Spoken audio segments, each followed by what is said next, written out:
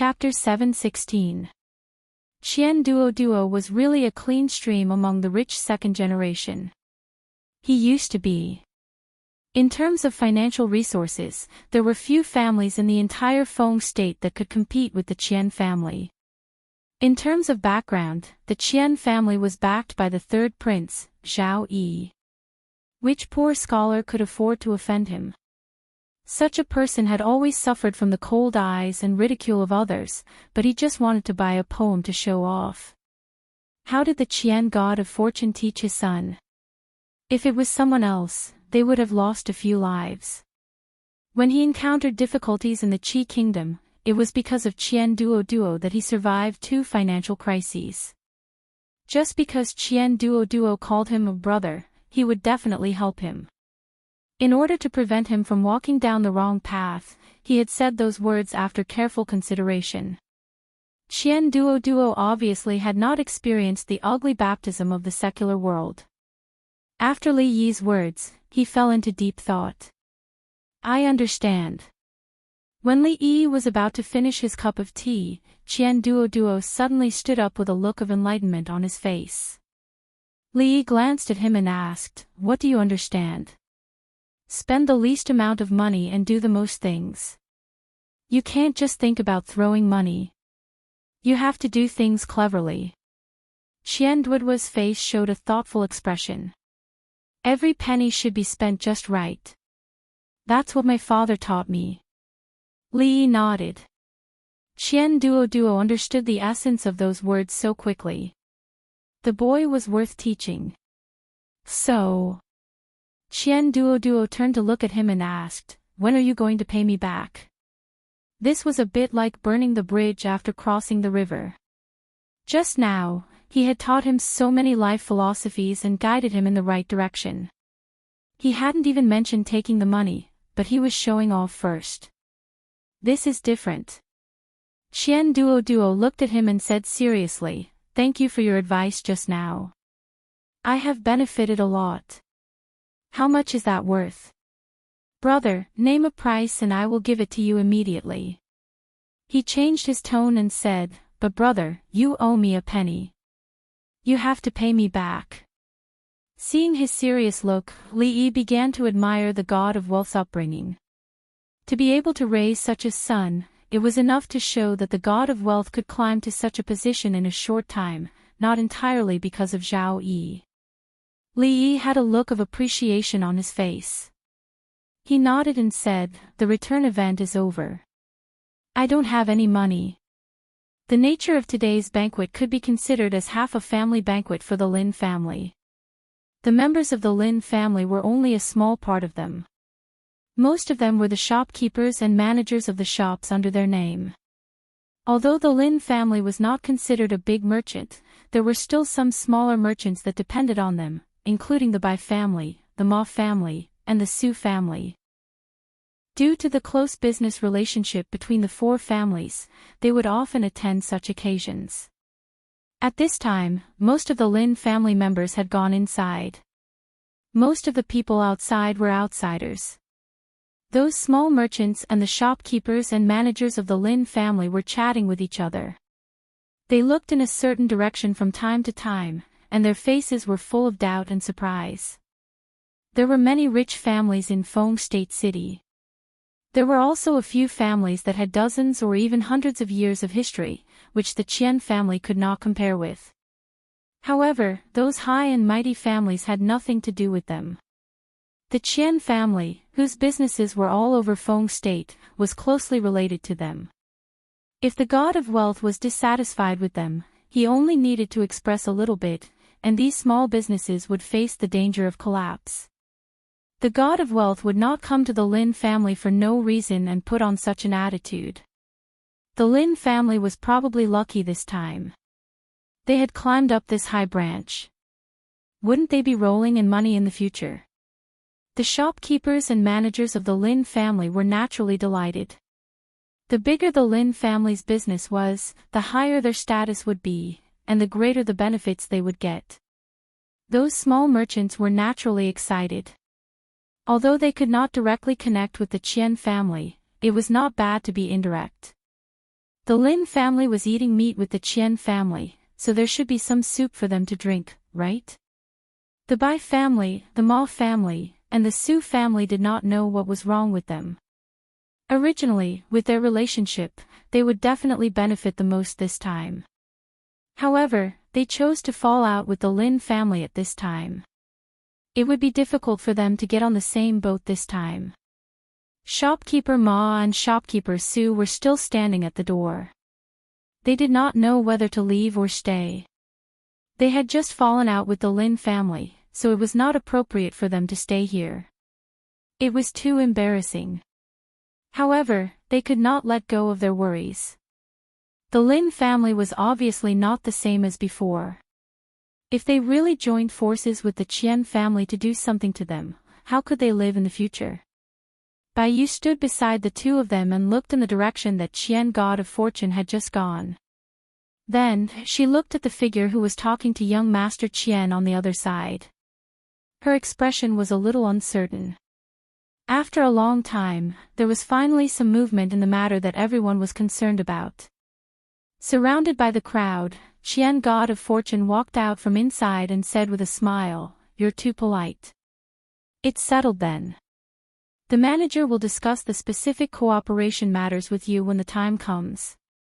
The people present were not willing to let go of the opportunity to curry favor with Fengzhou God of Fortune.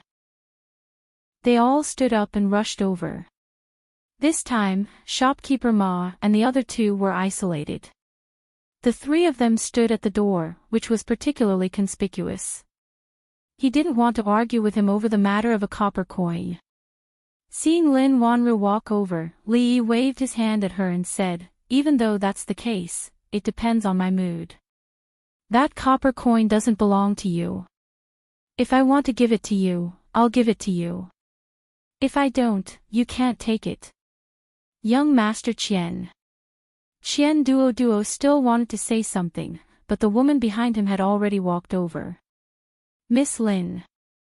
Qian Duo returned the greeting and turned back to continue carrying out his justice. Li Yi looked at Lin Wanru and then looked at Qian Duo. He signaled in the direction of the door with his eyes. Qian Duo was stunned and asked, "What do you mean? How could he be so insensible?" Li Yi looked at him again and said, "It means that you can go." Qian Duo looked back again and finally realized something. He turned around and walked in the direction of the door. After taking 2 steps, he turned back and reminded, "1 coin."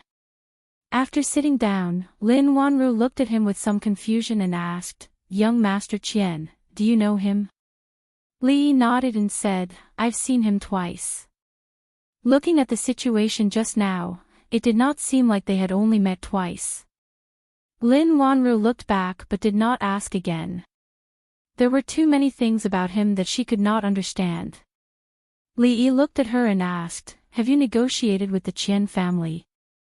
Lin Wanru nodded and said, "I don't know why the Qian family wants to cooperate with us, but according to the way they just said, it will only be good for the Lin family." Seeing that there was still a trace of worry between her eyebrows, Li Yi asked, "What are you worried about?" "I always feel that, these days, it has been a bit too smooth." Lin Wanru shook her head and said, It's like someone is helping us. From the foreign merchants to the Ma family and the Su family's source of goods, and today, the God of Fortune came to visit us. Everything is too smooth." Li Yi looked at her and asked, "Isn't it too smooth?" "It's like being blessed by the gods." Lin Wanru smiled and said, "In the past, I didn't feel anything when I stumbled along the way, but now I feel a little uneasy." "Blessed by the gods."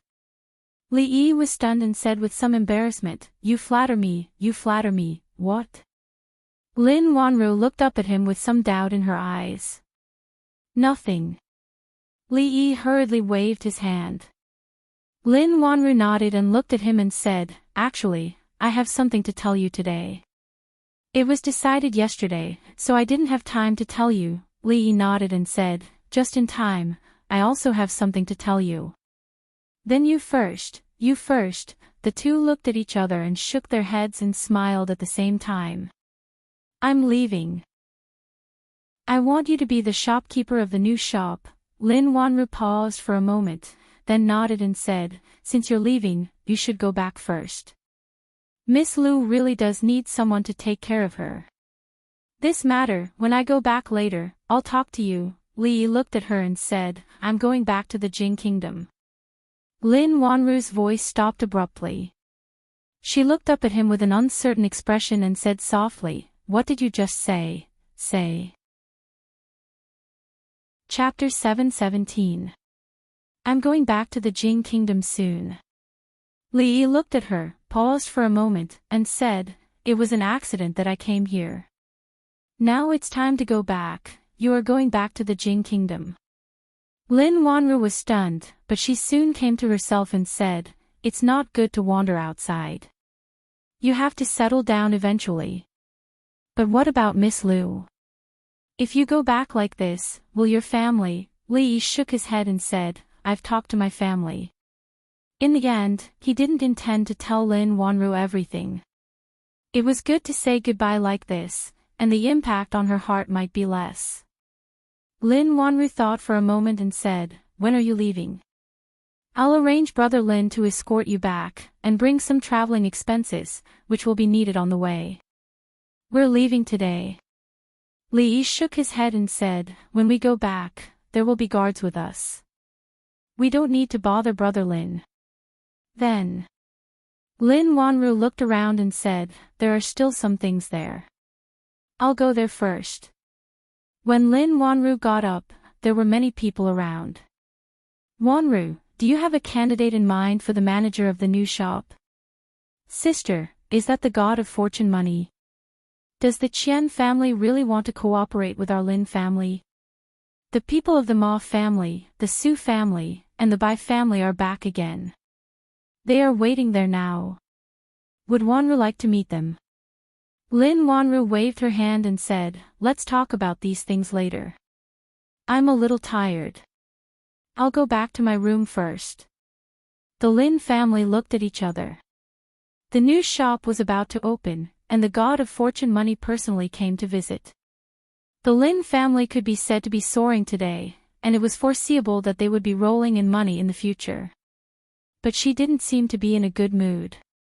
When Lin Yong came back with a pot of hot tea, he looked around in surprise, scratched his head, and asked, what happened just now? They all looked very strange. Li Yi reached out to him and said, sit down, I have something to tell you. Lin Yong looked around and didn't find his Mississippi. Then he turned his head and said, what's the matter? Do you still remember the foreign businessman that day?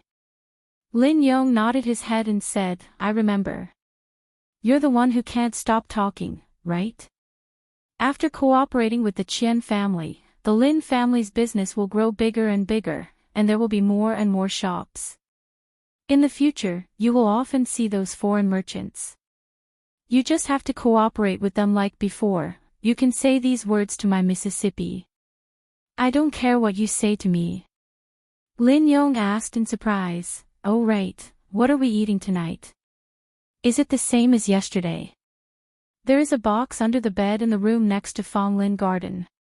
After tonight, you can take it out and give it to your Mississippi. Lin Yong was even more surprised and asked, wait, what are you talking about?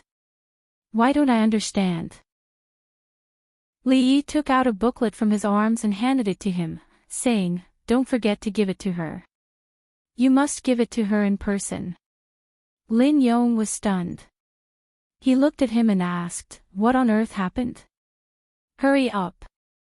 On a street in Fengzhou City, a group of soldiers passed by quickly, and pedestrians gave way. What's going on? Are they going to arrest people again? Didn't they say that those people have been surrounded by the third prince? How can they come out? It seems that someone is going to be unlucky again. As the pedestrians on the street were talking, the young man in white who was walking in front urged again with a sullen face, hurry up. If they run away, can you bear the responsibility? A man who looked like an official followed him and asked carefully, it's not good to arrest people so casually, right? The young man looked at him and said discontentedly, "What do you mean by casually arrest people? I suffered serious internal injuries because of him.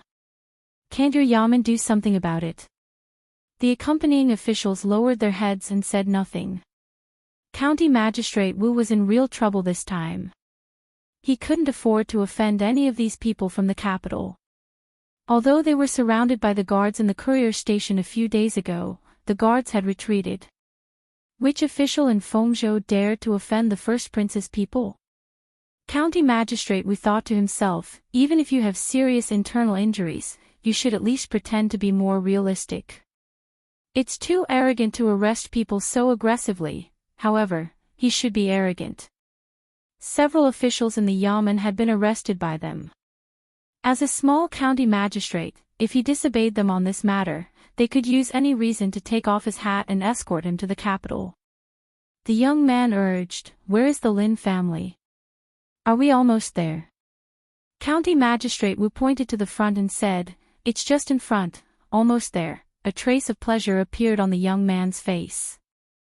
Although he wasn't surrounded in the courier station like the censors, he was still depressed.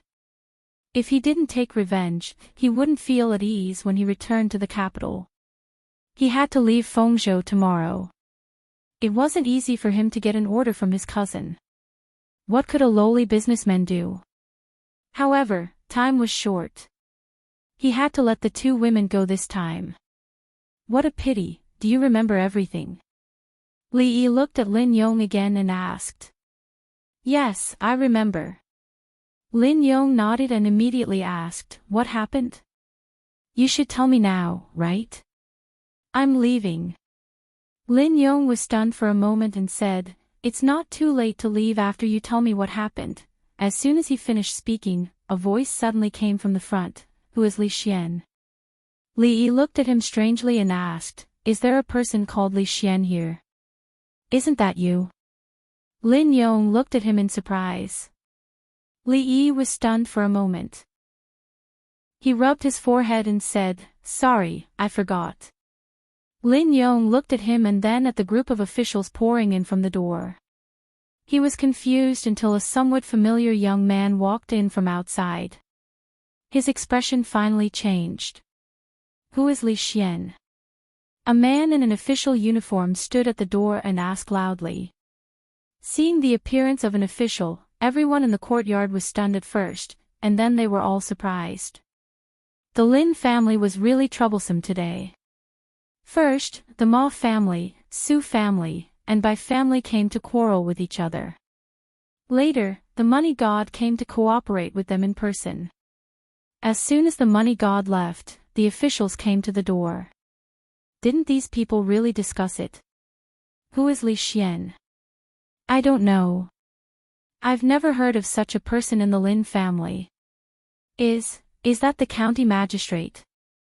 Ah, why is the county magistrate here? Did the Lin family get involved in a lawsuit? The county magistrate's arrival brings light to the Lin family. While people were whispering timidly, the third master of the Lin family had already greeted the county magistrate with a frightened face. He asked cautiously, may I know why the county magistrate has come to the Lin family? There is a person named Li Xian who is suspected of beating an official of the imperial court. Is he in the Lin family? The third master of the Lin family was stunned and said, no, there is no shopkeeper surnamed Li in the Lin family, and there is no one named Li Xian among the servants. As soon as he finished speaking, someone came from the side and whispered, isn't the accountant brought back by the eldest sister called Li Xian?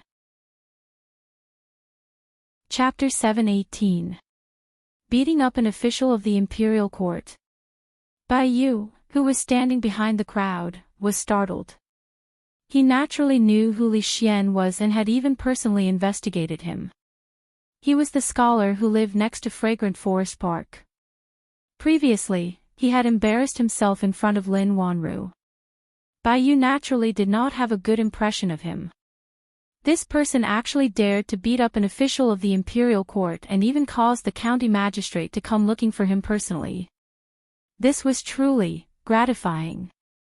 In an instant, Bayu's gaze immediately turned into a mocking one. The third master of the Lin family was also startled when he heard this. Then, he seemed to have thought of something and turned his head to look in a certain direction.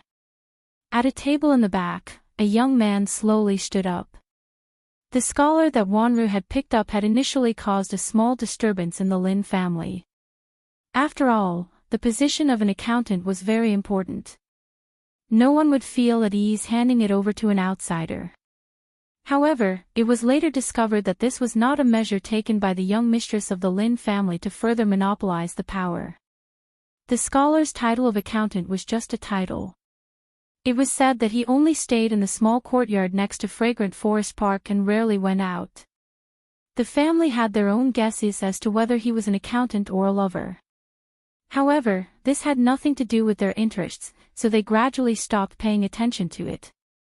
As time passed, they even forgot his name. He did not expect to hear his name again from the county magistrate's mouth. The third master of the Lin family was slightly angry. This scholar ate the Lin family's food and lived under the Lin family's roof. He actually caused so much trouble for the Lin family. The third master of the Lin family's face darkened. He looked at the scholar and said, "Li Xian, the county magistrate is asking a question. Hurry up and come over." In an instant, the focus of everyone's attention immediately shifted to the scholar in front of them. Beating up an official of the imperial court. Li Yi walked over and looked at the county magistrate. He asked, "May I know where the official of the imperial court that you mentioned just now is?" County magistrate Wu frowned slightly and said, "Come with me to the county office and you'll know."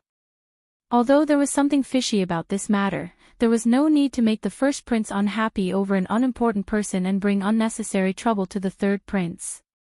"If I tell you to go, then go. Why are you talking so much nonsense?" The third master of the Lin family frowned and said, "Hurry up and go." In the crowd, the sloppy old man threw down the chicken leg.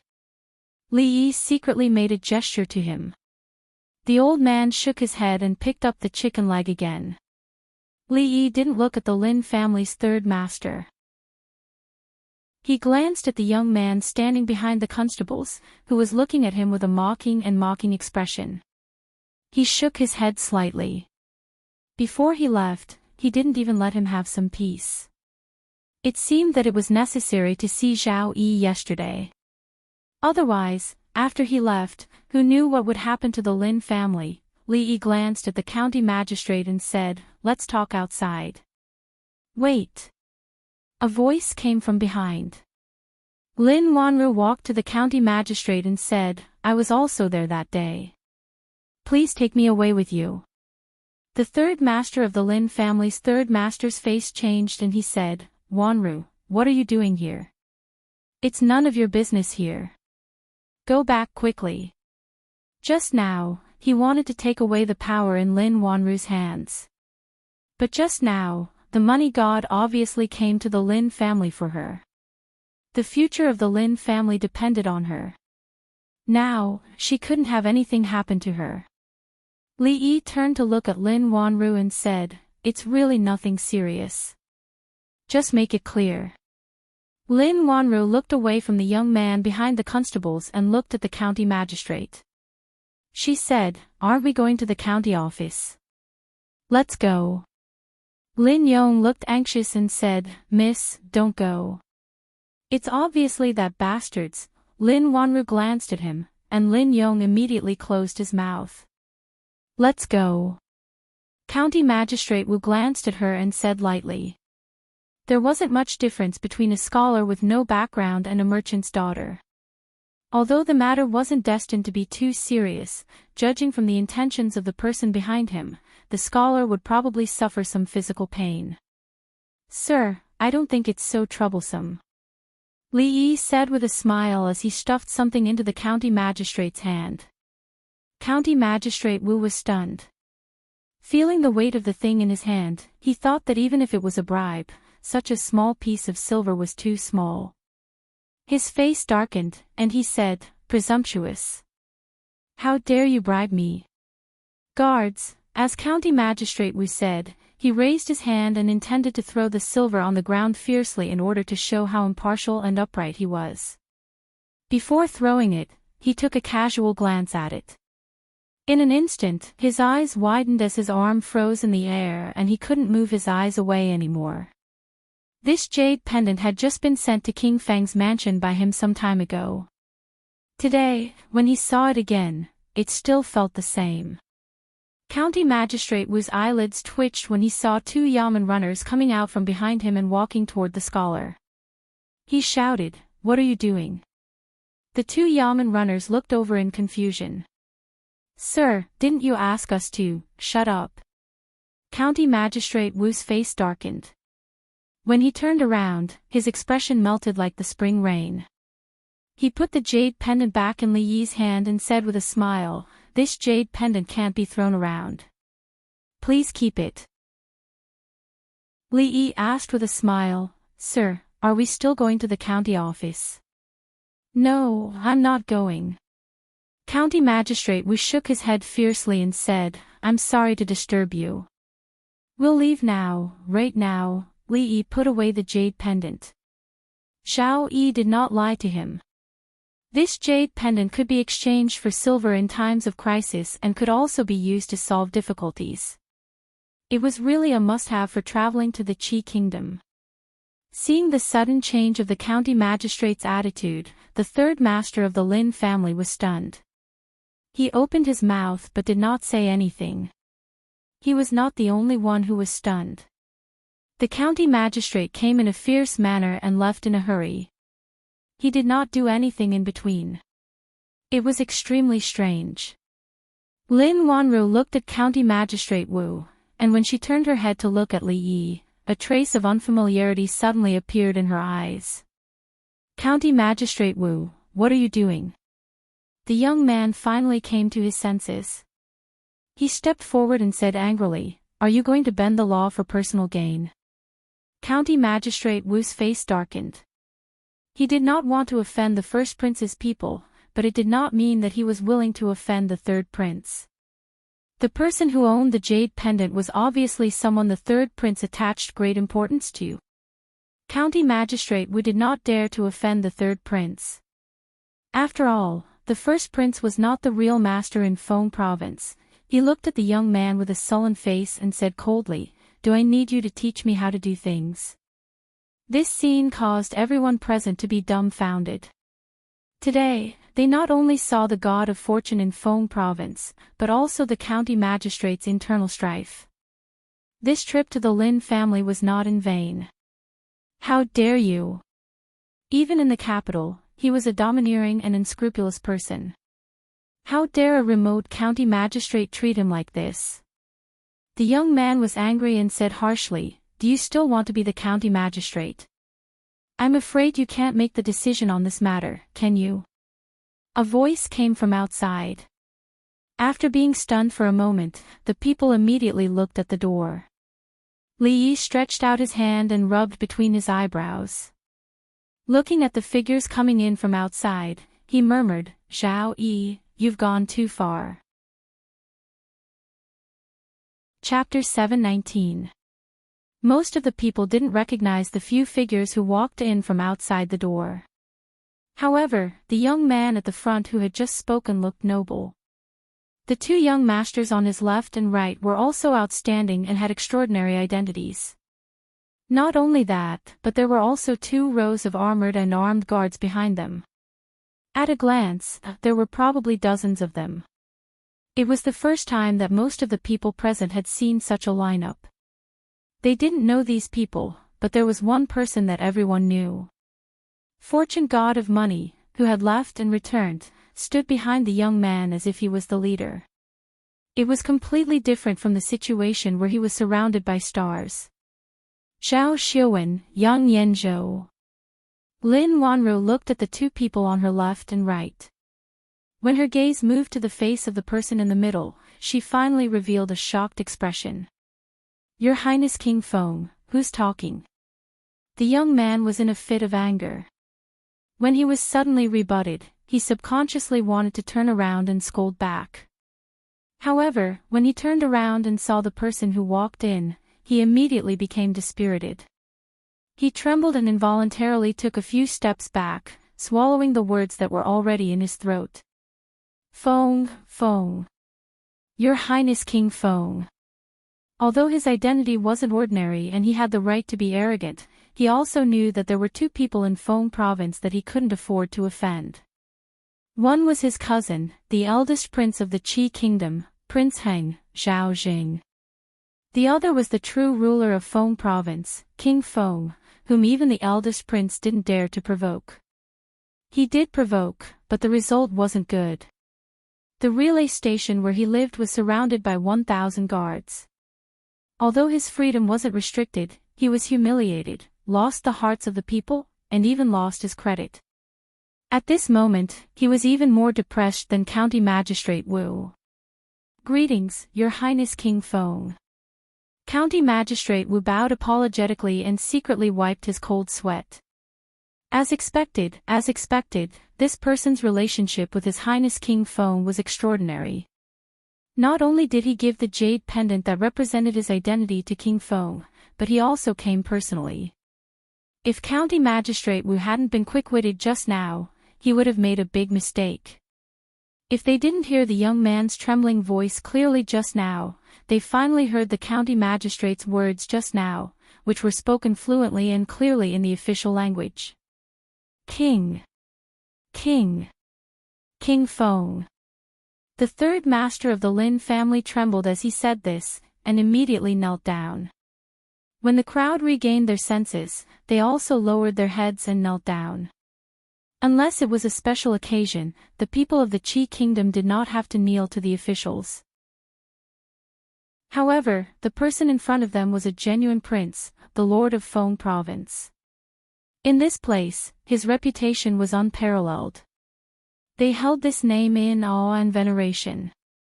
Wallah! Wallah!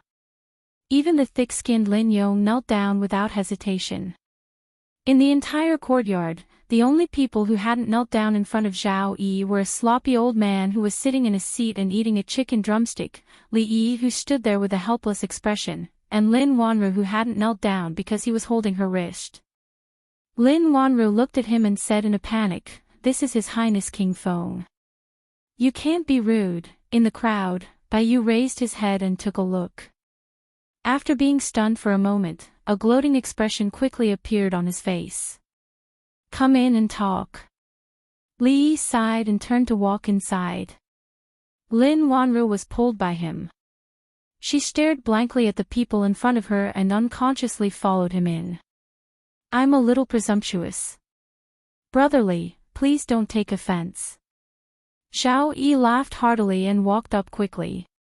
Dozens of guards rushed into the courtyard and surrounded the hall that the group had entered. The gloating expression on Baiyu's face froze. Confusion, and deep fear appeared in his eyes.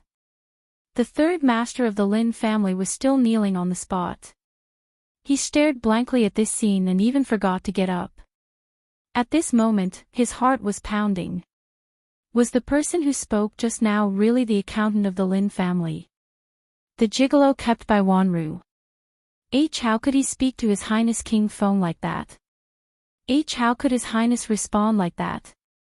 The third master of the Lin family rubbed his forehead with his hand. He felt dizzy.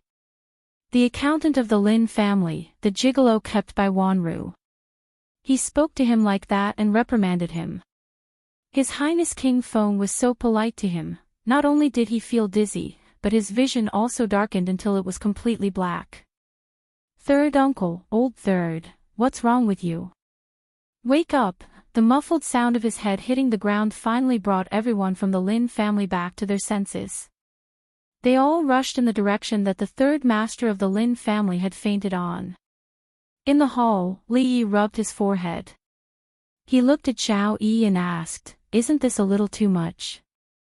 Zhao Yi shook his head and said, "I'm leaving for the capital tomorrow. I can't disappoint brotherly, so I thought it was better to come personally." Zhao Yi took a sip of tea and glanced at Lin Wanru. He then looked away and said, "This way, even if I leave, no one in Feng province will dare to make things difficult for the Lin family. Are you satisfied with this, Brother Li? Lin Wanru was stunned. The hand that was pouring tea for Li Yi also trembled slightly. Li Yi waved his hand and said helplessly, "Thank you." The third prince's visit to the Lin family was much more useful than Fatty Qian's visit. In the future, no one in Feng province would dare to do anything to the Lin family even if they had the guts of a bear or a leopard. However, the problem was, how could he cover up this matter? Moreover, before you leave, Xiao Yi should see you off. Xiao Yi looked at him and added, "Don't forget that you still owe me a meal." Li Yi was stunned and asked, "Didn't I pay you yesterday?" Xiao Yi looked at him and said, "Brother Li, did you forget that you didn't pay the bill yesterday? One treats, and the other pays." Li Yi looked at him in surprise and asked, "Is there a problem?" Xiao Yi looked at him deeply and said, "You left in a hurry yesterday. There are some things that you didn't have time to ask. If you go to the capital like this, I won't be at ease." Li Yi took a sip of tea. Xiao Yi looked at him and said, "The imperial edict from the capital arrived yesterday. Many officials in Feng province were found to have their properties confiscated through the debit and credit method. I'm afraid some of them will be beheaded. The imperial court has been in turmoil for a long time because of this. Brother Li, why don't you tell me if this method is feasible or not?" Li Yi looked at him and asked, "You want to implement this method?" Xiao Yi nodded and said, "The problem of the Qi kingdom is already very serious." Li Yi shook his head and said, "If this method is implemented vigorously, the Zhao family will die. If it is not implemented, the world will die." Xiao Yi heard this and frowned slightly. The debit and credit method, turmoil in the imperial court, confiscation of properties, beheading. Lin Wanru's eyes flashed. It seemed that a certain image began to appear in her mind. What will happen if people find out about this method of checking accounts? Actually, it's nothing much. At most, the situation will be unstable, the entire country will be in turmoil, heads will fall, and blood will flow like a river. She glanced sideways. It turned out that he hadn't lied to her when he said those words at that time. Xiao Yi was the third prince, so it was impossible for him to remain at the Lin clan for too long. Moreover, he was leaving for the capital tomorrow and would have many other matters to attend to. It was already extremely rare for him to be able to stay at the Lin clan for an hour. Lin Wanru stood in the hall. The scene of his conversation with His Highness King Feng, Yang Yanzhou, and Zhao Xuan appeared in her mind. She finally raised her head and looked at him and asked, "You've known them for a long time?" "I've known the third prince and Zhao Xuan for almost a year. However, to be honest, I've only met them once or twice before." Li Yi thought about it and said, "I met Yang Yanzhou a little earlier. He was at Qing and prefecture in the Jing kingdom. I've known him since then. He's known as the #1 scholar of Qing and prefecture. I've only met him twice or thrice, but we haven't spoken much. I know you have many questions, but before that." Li Yi looked at her and extended his hand. "Miss Lin, let me reintroduce myself. I am Li Yi." Chapter 720. Li Yi. Lin Wanru looked at him in a daze and asked, "The #1 scholar of the Jing kingdom, Li Yi?" The Lin family's banquet, the god of wealth's visit, King Feng's visit, and the scholar she had picked up 2 months ago was the scholar she admired greatly. At this moment, Lin Wanru felt like she was in a dream. What #1 scholar? It's all nonsense. You can't take it seriously. Li Yi's outstretched hand stopped in midair. He said, "But it should be the Li Yi you're thinking of." Lin Wanru's expression was a little confused. After a long time, she looked away and murmured, no wonder he copied the handwriting of the Jing kingdom's #1 scholar, Li Yi. It was more similar than Zhao Xuan's. No wonder he never studied or asked about poetry. It was because no one in Feng province or even the Qi kingdom could compare to him in these matters. No wonder a scholar knew the way of business. Now that she thought about it, those foreign merchants were willing to give so much profit to the Lin family because he was Li Yi. Li Yi of the Jing kingdom, Li Yi, who had defeated the Qi kingdom's Wenzong, defeated the Qi kingdom's poet saint, and defeated the Qi kingdom's diplomatic mission. His reputation had spread throughout the Qi kingdom a long time ago. Lin Wanru looked down at his outstretched hand and raised her head again. Li Yi's expression was a little awkward. He said, "This is a form of etiquette in my hometown. It's called the handshake ceremony. When two people who don't know each other meet, they will shake each other's hands as a sign of politeness." Lin Wanru was stunned. She reached out to hold his hand and shook her head. She said, "The Jing kingdom's etiquette is really strange. Since they were already being honest, they might as well be honest with each other." Li Yi reached out and took off the mask on his face. Lin Wanru's expression froze again when she saw this. She looked at the unfamiliar face and asked in a trembling voice, "Is this your original appearance?" Li Yi nodded and said, "Because of some reasons, I have no choice but to do so." Lin Wanru sat on the chair and said in a low voice, I want to be alone for a while." When Li Yi walked out of the hall, he bumped into Lin Yong. When he walked over, he asked, "Brother, are my Miss and the Li brothers inside?" Li Yi patted him on the shoulder and said, "Don't go in yet. Let Miss Lin have some time alone." Lin Yong's footsteps suddenly stopped. He turned his head and looked up and down. An expression of disbelief appeared on his face. He said, Can you say something more for me?" Li Yi looked at him and said, "If you come to the Jing kingdom again, you can come to the capital to find me." Hiss. "You are the Li brothers?" Lin Yong gasped. The expression on his face was no different from seeing a ghost in broad daylight. "Gone." The sloppy old man wiped his mouth and walked over to ask. Li Yi looked back and waved his hand, saying, "Let's go." The Lin family's banquet today had not ended. It should be said that the process of previous banquets had only just begun. However, after so many twists and turns in such a short period of time, many people did not have much interest in the banquet that was only held twice a year. The atmosphere was abnormally quiet. Everyone watched as the Lin family accountant walked out. The scene that had just happened appeared in their minds. They looked at the members of the Lin family with extremely complicated gazes. Suddenly, someone exclaimed in a low voice, His appearance. On the other side, the young man named Baiyu's face was pale. The two shopkeepers beside him, Ma and Su, looked even worse. Shopkeeper Ma, who had been arrogant just a moment ago, was now crying. He looked at the third master of the Lin family and said with a trembling voice, Third master, I beg you, let us see Wanru again." In the courtyard, Li Yi glanced at Mississippi Lu and asked, "Are you done packing?" Mississippi Lu nodded. There was originally nothing to pack. When they came, it was empty. When they returned, there was nothing but a few clothes and a chest filled with gold. There was nothing else to bring. Li Yi looked at the sky and said, "Then let's go. Let's go. If we're fast, we'll reach Shuzhou by this time tomorrow." The sloppy old man let out a long sigh. Outside the door, Taoist priest Yuan stood there. There were more than 10 people standing behind him. Even further away, there were many figures in the crowd looking in the same direction. Lin Yong stood at the entrance of Fonglin Garden. His mouth was open and had not closed since the beginning. Li Yi walked over and patted his shoulder.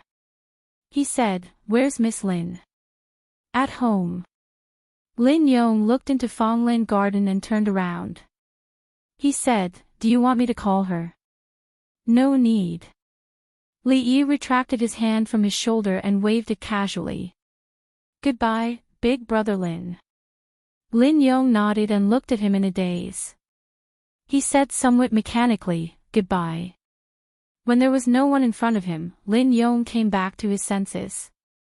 He looked at the courtyard next to him and quickly walked over.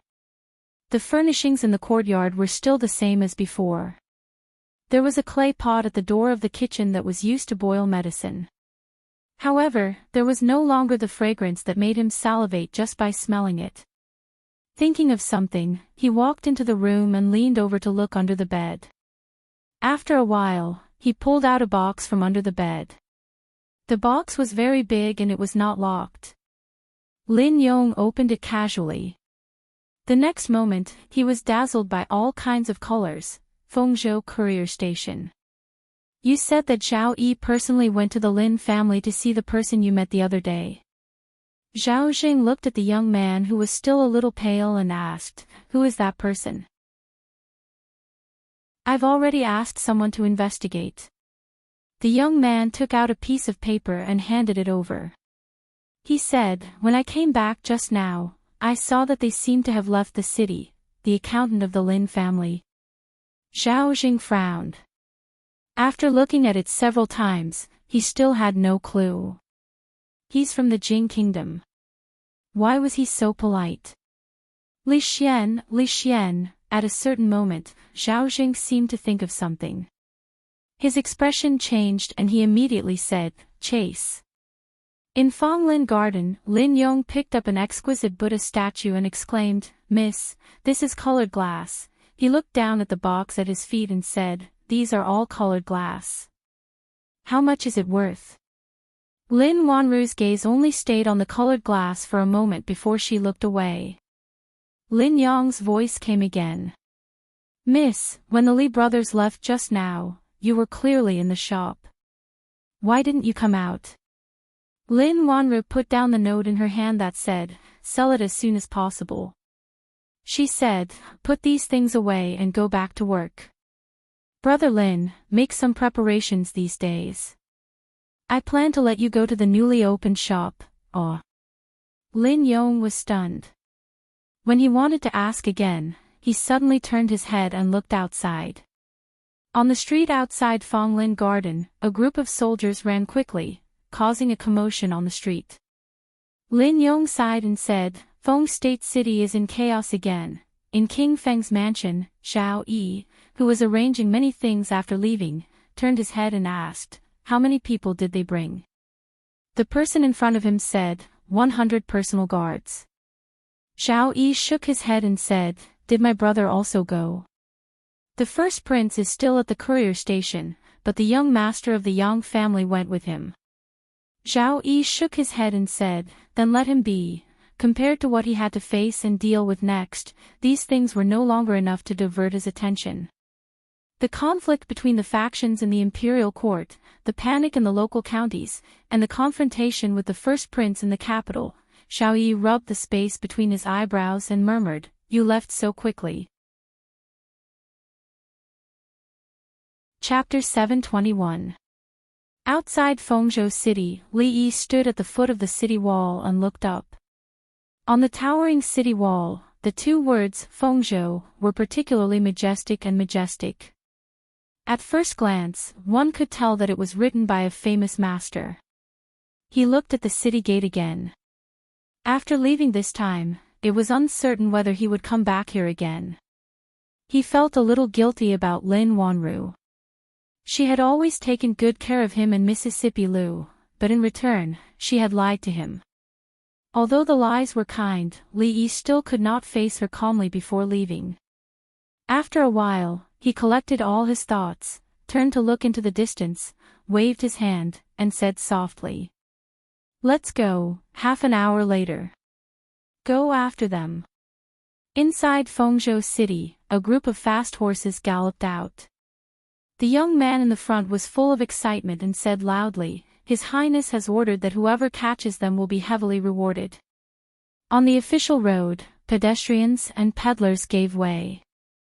The horses galloped, stirring up smoke and dust. In Fonglin Garden, Lin Wanru slowly closed the booklet in her hands. The description on it was extremely detailed and detailed the path that fragrant forest garden would take in the future. Even though she still could not understand some of the methods, she did not doubt it at all after her previous experience. According to this plan, in the end, she did not need to do most of the things in the shop by herself. She only needed to make some important decisions occasionally. At that time, it seemed that she would have a deeper control over the Lin family's business than it was now. If she had obtained such a thing 2 months ago, she would have regarded it as a treasure and would have attached great importance to it. But now, she was not interested in it at all. She picked up the teacup and took a sip. The tea was still red dates and wolfberry tea, but it did not have the same taste as yesterday. The sun was about to set in the west. After leaving Fonglin Garden, the light in the small room gradually dimmed. Lin Wanru looked at the teacup without any expression on her pretty face. She just sat there quietly. After an unknown period of time, this trace of silence was finally broken. Lin Yong walked in from outside, gently knocked on the door, and said, "Miss, the steward of the Qian family is here, got it. Let him wait outside for a while." Lin Wanru nodded and slowly stood up. There was no fluctuation in her tone as she spoke. Lin Yong's eyes were a little dazed. He only felt that there seemed to be something different about the miss at this moment. Fong jumped down from a carriage and said, "Son-in-law, there's no hurry to go back. There's a town ahead. Let's rest here for a while. We'll be able to make it back before it gets dark." A team of more than 100 people naturally couldn't carry all kinds of weapons on their waists and swagger through the streets like this. At least, they couldn't do that in the Qi Kingdom. The goods on the carts were real goods. This time, they had traded glass for a lot of good things from the Qi Kingdom. When they went back, they could take them with them. Li nodded and said, "Then let's rest for a while." Fong and the others had traveled almost day and night from the capital city for a month. After arriving in Fengzhou, they didn't have a good rest, so they didn't have to rush back. There seemed to be some grievances between the sloppy old man and the Taoist surnamed Yuan. Usually, they didn't bother to talk to each other. At this time, they were on their own side. Fong saw him take out a milk candy from his bosom and throw it into his mouth. He smacked his lips and said, "Hey, Chief Su, give me one." The sloppy old man glanced at him and said, "Not many. Don't be so stingy. Just this once. Don't do it again." A candy flew over from a distance. Fong peeled it and threw it into his mouth. He said, "I thought we were going to do something big with so many people. I didn't expect to come back so easily. Want to do something big?" Li looked back and said, "Here's your chance." Old Fong turned his head to look behind him, and his expression froze. At the same time, many people around him stood up and looked in a certain direction. They saw smoke and dust billowing in front of them. Occasionally, the neighing of horses could be heard. A young man on the horse urged, "Hurry up. They won't be able to go far in the carriage. They should be right in front." Seeing that there seemed to be a caravan in front of them, the young man hurriedly reined in his horse and shouted, "The people in front, stop." He dismounted and swept his gaze across the crowd. He waved his hand and said, "It's nothing. You can go." Before he could finish his sentence, his gaze suddenly stopped on the face of a woman in front of the crowd. After a moment of shock, he said with joy, "It's them. Capture them all." He waved his hand. The 100 personal guards behind him immediately dismounted and surrounded the entire caravan. Although the other side seemed to have a lot of people, these people were all the personal guards that Prince Heng had carefully selected. Even if they had to face bandits several times their number, they didn't have to be afraid or worried at all. The young man stood at the front and shouted, "Where is Li Xian? Hurry up and come out." Bang! As soon as he finished speaking, he suddenly felt a pain in the back of his leg. He could not help but kneel on the ground. He raised his head and was about to scold them when he saw that the faces of the people inside were all wearing a smile that he could not understand. What he did not understand was where these people had taken out their weapons and the time it took for them to lower their heads. Everyone, hurry up. Don't waste time. Fong clenched his fists and was the first to walk out. To let the same number of experts from the Heaven ranking and Earth ranking, as well as the high priests of the intelligence office, deal with these so-called personal guards who at most had some skills, even if there were a few among them who could be considered to be capable, they would not be able to last long against these people. Even the sloppy old man and the Taoist surnamed Yuan did not make a move. In just a short while, among the 100 people, not a single one was still standing. The young man who was still kneeling on the ground was already pale. His body was still trembling and he said in a trembling voice, "IIWE are the personal guards of the eldest prince. If you dare to do anything to us, you will not be able to walk out of the Qi kingdom." The eldest prince's personal guards. Fong cracked his knuckles and said, "Young master, I have a bold idea." Xiaoyi walked out of the Fengzhou courier station and sighed slightly. He had originally planned to leave for the capital today, but now he had to postpone his journey. The young master of the Yang family had disappeared. 100 personal guards of the eldest prince had been stripped naked and tied up in a forest outside Fengzhou city. They were only found in the early hours of this morning. 100 people. Just thinking about that scene gave him a headache. Although he had long expected that the people sent by the eldest prince would fail, he did not expect that it would be in such a way. The eldest prince had long been disgraced. It was not a big deal for him to be disgraced again. However, he could not pretend that he did not see such a thing happening in Fengzhou. Moreover, the missing young master of the Yang family could be considered as an imperial censor.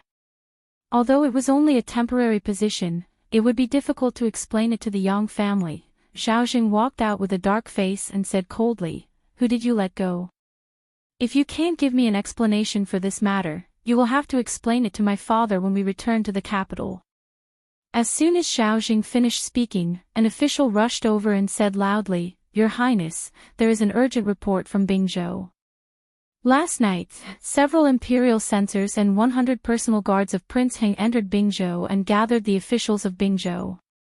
Under Prince Heng's order, the officials of Bingzhou were asked to confess their mistakes and use silver to atone for their crimes.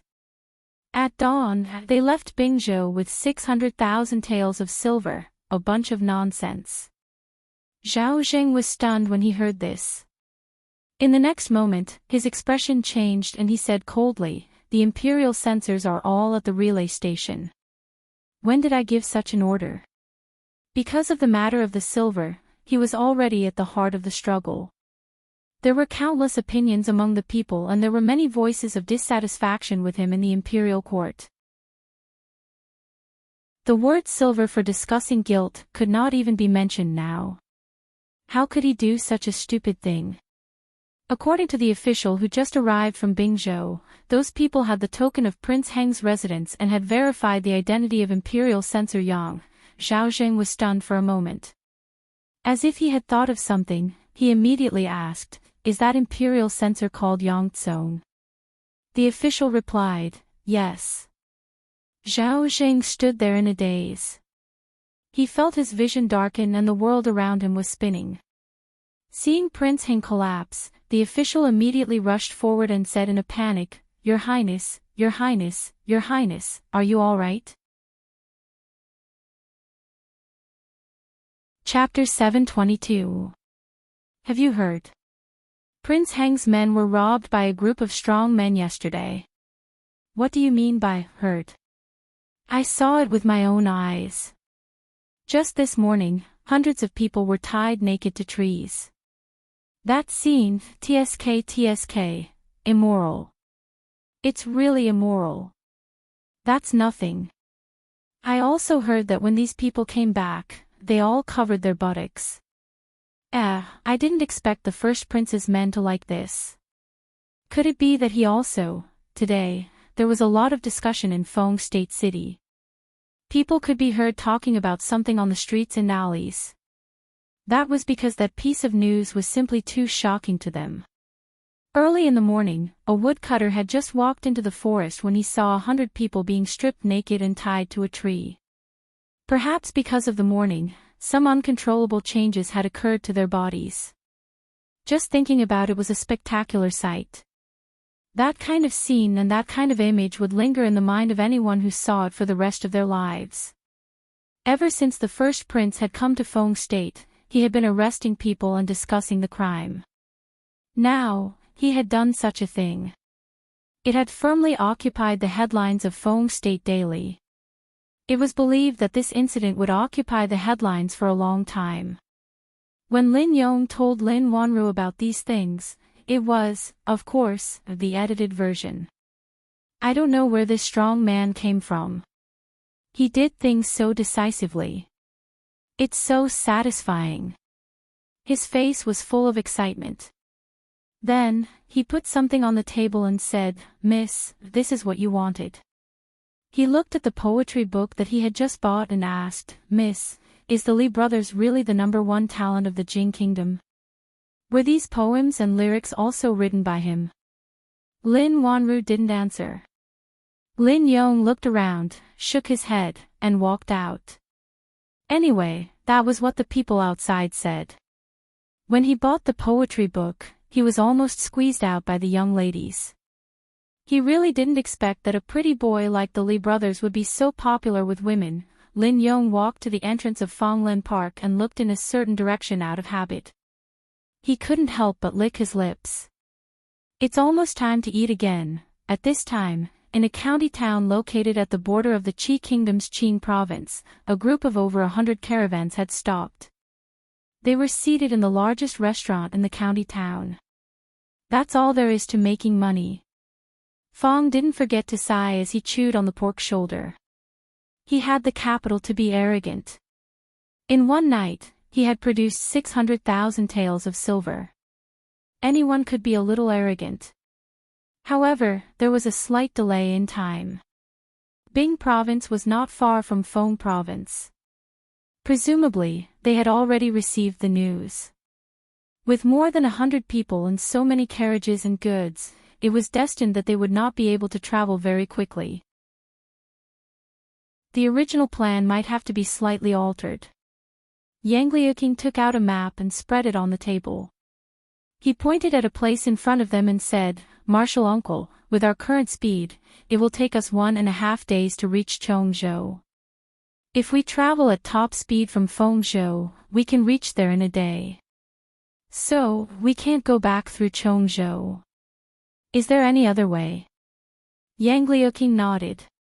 He used his finger to draw on the map and said, "If we go west from here, we can go around Chongzhou. It might take us a few days, but it's safe enough." Although they had 2 grandmasters and over 100 top-notch martial arts masters, it wouldn't be a problem for them to break through a city that wasn't heavily guarded. They had to go back. It was better not to cause so much trouble. If they really did that, they were afraid that casualties would be unavoidable. It was not worth it. Li Yi looked at the map. Yang Liuqing explained, "If we go west from here for another day, we will almost reach the border of the Wu Kingdom. We can go around here. This is the chaotic land where the Qi Kingdom, Jing Kingdom, and Wu Kingdom intersect. If we go through here, we can go around Chongzhou. In another 2 days, we will reach Shuzhou." Fong asked doubtfully, "Didn't you say that place is very chaotic? I heard that there are countless mountain bandits and bandits running amok. Will there be trouble?" Yang Liuqing shook her head and said, "This mountain range stretches on and on. There are countless mountain bandits and bandits here. But the really powerful mountain bandits are all in the depths.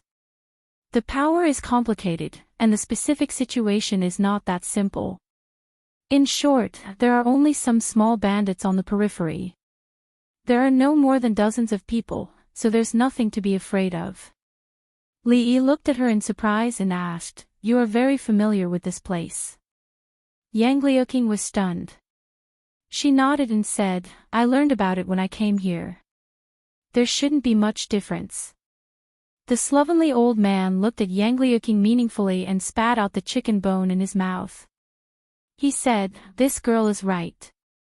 Although that place is a little chaotic, as long as we don't go too deep and encounter those hard-to-chew bones, there won't be any big problem. Even the slovenly old man said that it was hard to chew bones. It seemed that that place was really not simple. Li Yi looked at the map carefully. This time, they just passed the periphery, so there shouldn't be any problem. He nodded and said, then let's go here. King of Shu's mansion, Shuzhou. King of Shu paced anxiously in the hall with a gloomy expression. When footsteps came from outside the hall, he immediately asked before the person who came in said anything, how is it? Any news from there? The person bowed and said, Your Highness, I have confirmed it from the people of the Secret Intelligence Office. They did find County Marquis Li in the Qi Kingdom and will come back soon. Bang! Sure enough, he is in the Qi Kingdom. King of Shu punched the table and squeezed out a few words through his teeth. These days, he had almost mobilized all the government offices in Shuzhou and even sent out the guards of the king's mansion. In order to find him, he had spent a lot of effort. He didn't expect that Li Yi was not in the Jing Kingdom or Shuzhou at all. Didn't that mean that all the effort he put in was for naught? Thinking of this, King of Shu immediately felt that he had been fooled. One person thought for a moment and said tentatively, Your Highness, they will return to Shuzhou eventually. Why don't we? Shuzhou has now been taken over by the Secret Intelligence Office. In the crowd, Jiang Zian glanced at the person and said, At first, General Fan thought the same as you. Now grass can grow on his grave. Thinking of something, the person stopped talking and his face immediately turned pale. The people of the Secret Intelligence Office from the Jing Kingdom wanted to take over the military power on the first day they arrived in Shuzhou. Shuzhou was far away from the emperor, so the orders from the Jing Kingdom had little effect here. It had always been like this. On that day, a garrison general said that the request of the Secret Intelligence Office was unreasonable and he would not hand over the power even if he died. As a result, he really died. He had just been buried not long ago, but not long after, grass would grow on his grave. King of Shu didn't speak, but the blue veins on his forehead couldn't help throbbing.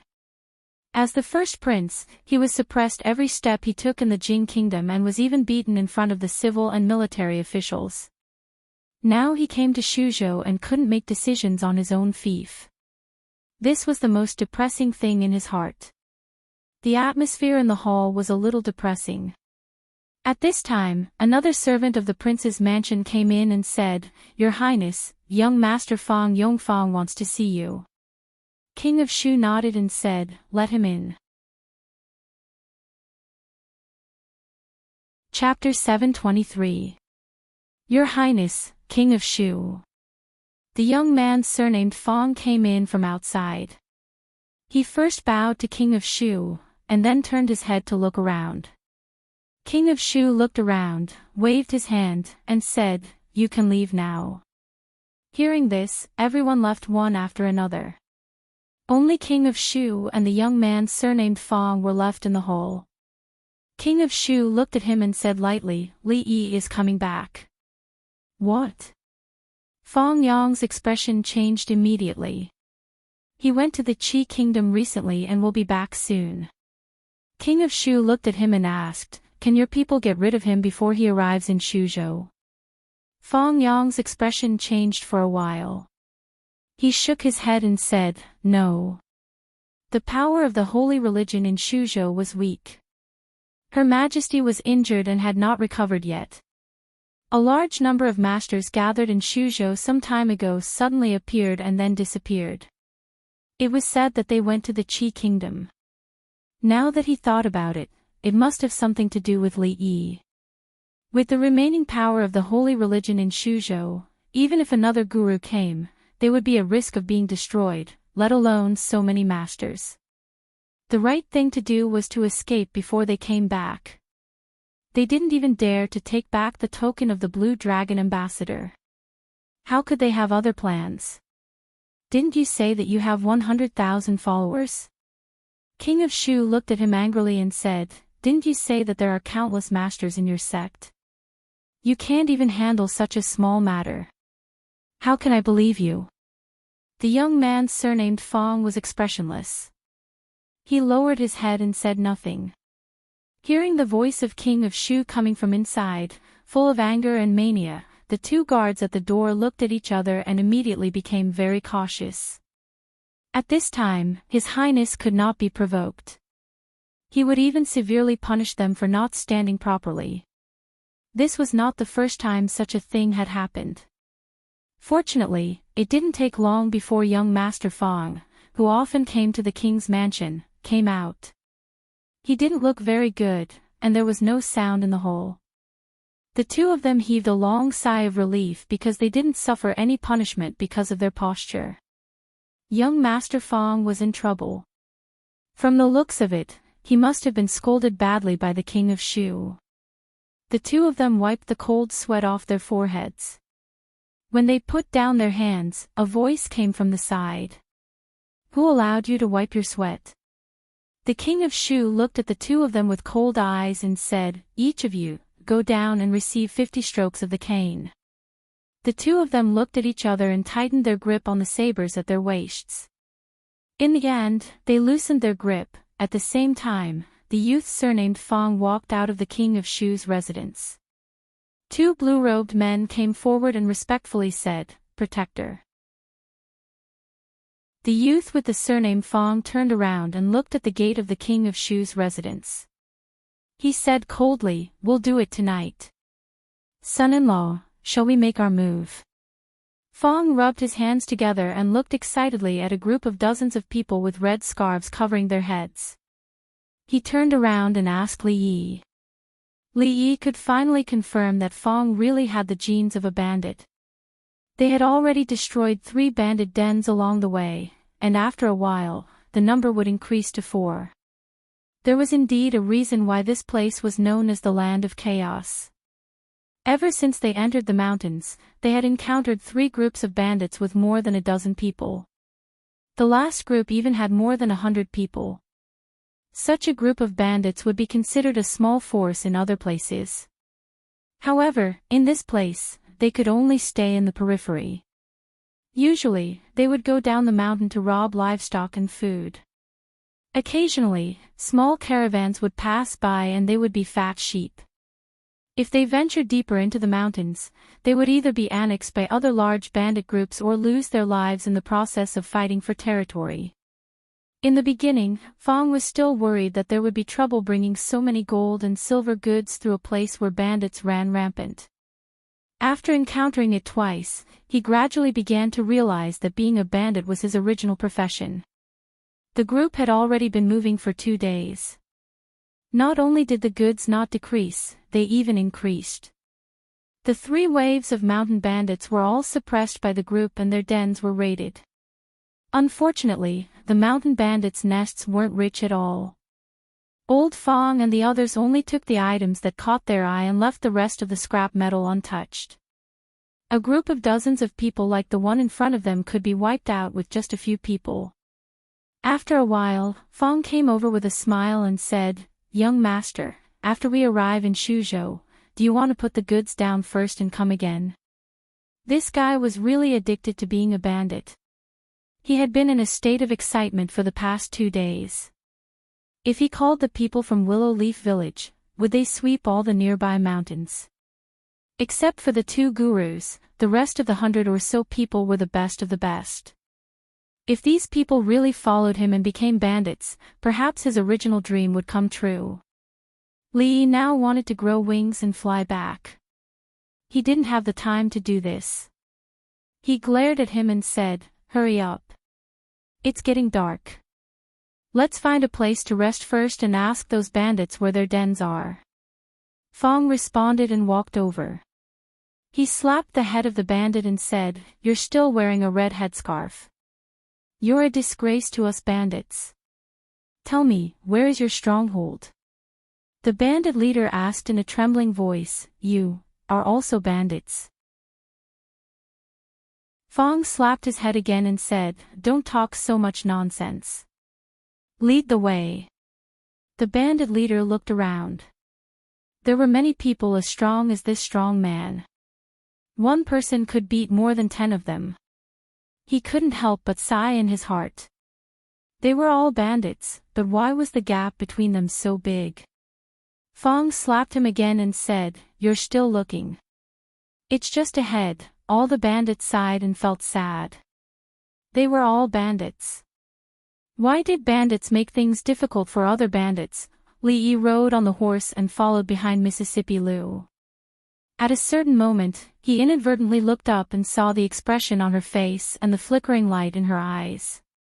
He couldn't help but be stunned. 100 miles ahead, a group of nearly 100 people was slowly traveling on a rugged mountain path. "Lady Fong, we've been walking for a day. Do you want to stop and rest?" The man with the surname Fong lifted the curtain of the carriage and asked with concern. The middle-aged Taoist nun was sitting cross-legged in the carriage. Her face was pale and she looked rather weak. She opened her eyes and said, "It's getting dark. We'll go a little further and set up camp here before it gets dark." "Yes." The man with the surname Fong responded and immediately waved his hand behind him. He said loudly, "Move faster. We'll set up camp here before it gets dark." The man with the surname Fong tripped on a rock on the mountain path and staggered. After he steadied himself, he looked down and revealed an extremely gloomy expression. If it weren't for the fact that they were worried about running into Li Yi while traveling through Chong province, they wouldn't be able to fight against those martial arts experts with their current manpower. Why would they take this path? At this moment, his heart was undoubtedly filled with deep resentment towards that detestable name. What he couldn't get over was that this person was clearly a great enemy of the holy religion. Yet, the Lady Fong had given him the token of the Blue Dragon envoy. He was afraid that there would be no small amount of trouble in the future. Thinking of this, he raised his head and glanced at the carriage in front of him. A look of dissatisfaction appeared on his face. Chapter 724. Fong Province, which had been shrouded in darkness for a long time, finally saw the light of dawn today. The reason was that the eldest prince and a group of supervising censors would leave Fong Province today. The actions of these people in Fong Province had a great impact on the people of Fong Province. Even a 3-year-old child knew that the first prince was not a good person. The words "supervising censor" were enough to stop children from crying at night. Of course, these people, including the eldest prince, had now become a joke in Fong Province. 100 personal guards made a fool of themselves in front of so many people. Early that morning, another censor with the surname Yang was sent back from Bing Province. He had been kidnapped by a group of robbers. Perhaps they were worried that the officials of the capital would be involved and the matter would be blown out of proportion, so they didn't make things difficult for him. Some insiders said that when the censor was sent back, other than becoming a bit deranged, there was nothing wrong with him. After the eldest prince and his entourage were sent out of the city gate, the entire Fong province ushered in a carnival. The night market, which had not been opened for a long time, was opened early when the sky had just darkened. Fong province was brightly lit, and every family was in a jubilant mood. Lin Yong looked at the lights coming from the small courtyard next to Fong Lin Garden.